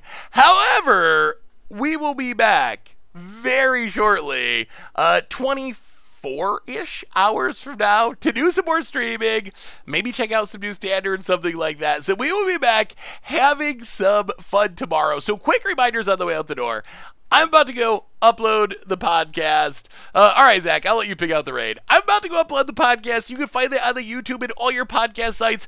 Tomer, I can't rate him at the moment because he's not streaming for like another hour, but Tomer's going to be streaming at twitch.tv/budgetcommander tonight, so check that out if you want some sweet Commander action. Yeah, we got to do a party deck soon. Maybe we'll party tomorrow. Maybe it's party time. Finally, now that Uro's gone. One more reminder that our sponsor tonight is Card Kingdom, and maybe you need some magic cards, some magical cards. You can get them at cardkingdom.com. They got Zendikar Rising and all the other stuff you can need, so check them out at cardkingdom.com. You can even get a free Scoop Soldier sticker. Most importantly, thank you to all of you, because you all are amazing. This was, I think, the biggest stream we've had in a while. We were close to 3,000 views today. Thank you so much, everyone, for hanging out, for talking bands, for having fun, for punting. Seriously, it's always so much fun. I love y'all. It is amazing. We'll be back tomorrow night, 6 Eastern, to have some more fun. Until then, the Omnath deck, I will put it in the chat again. So the command is for the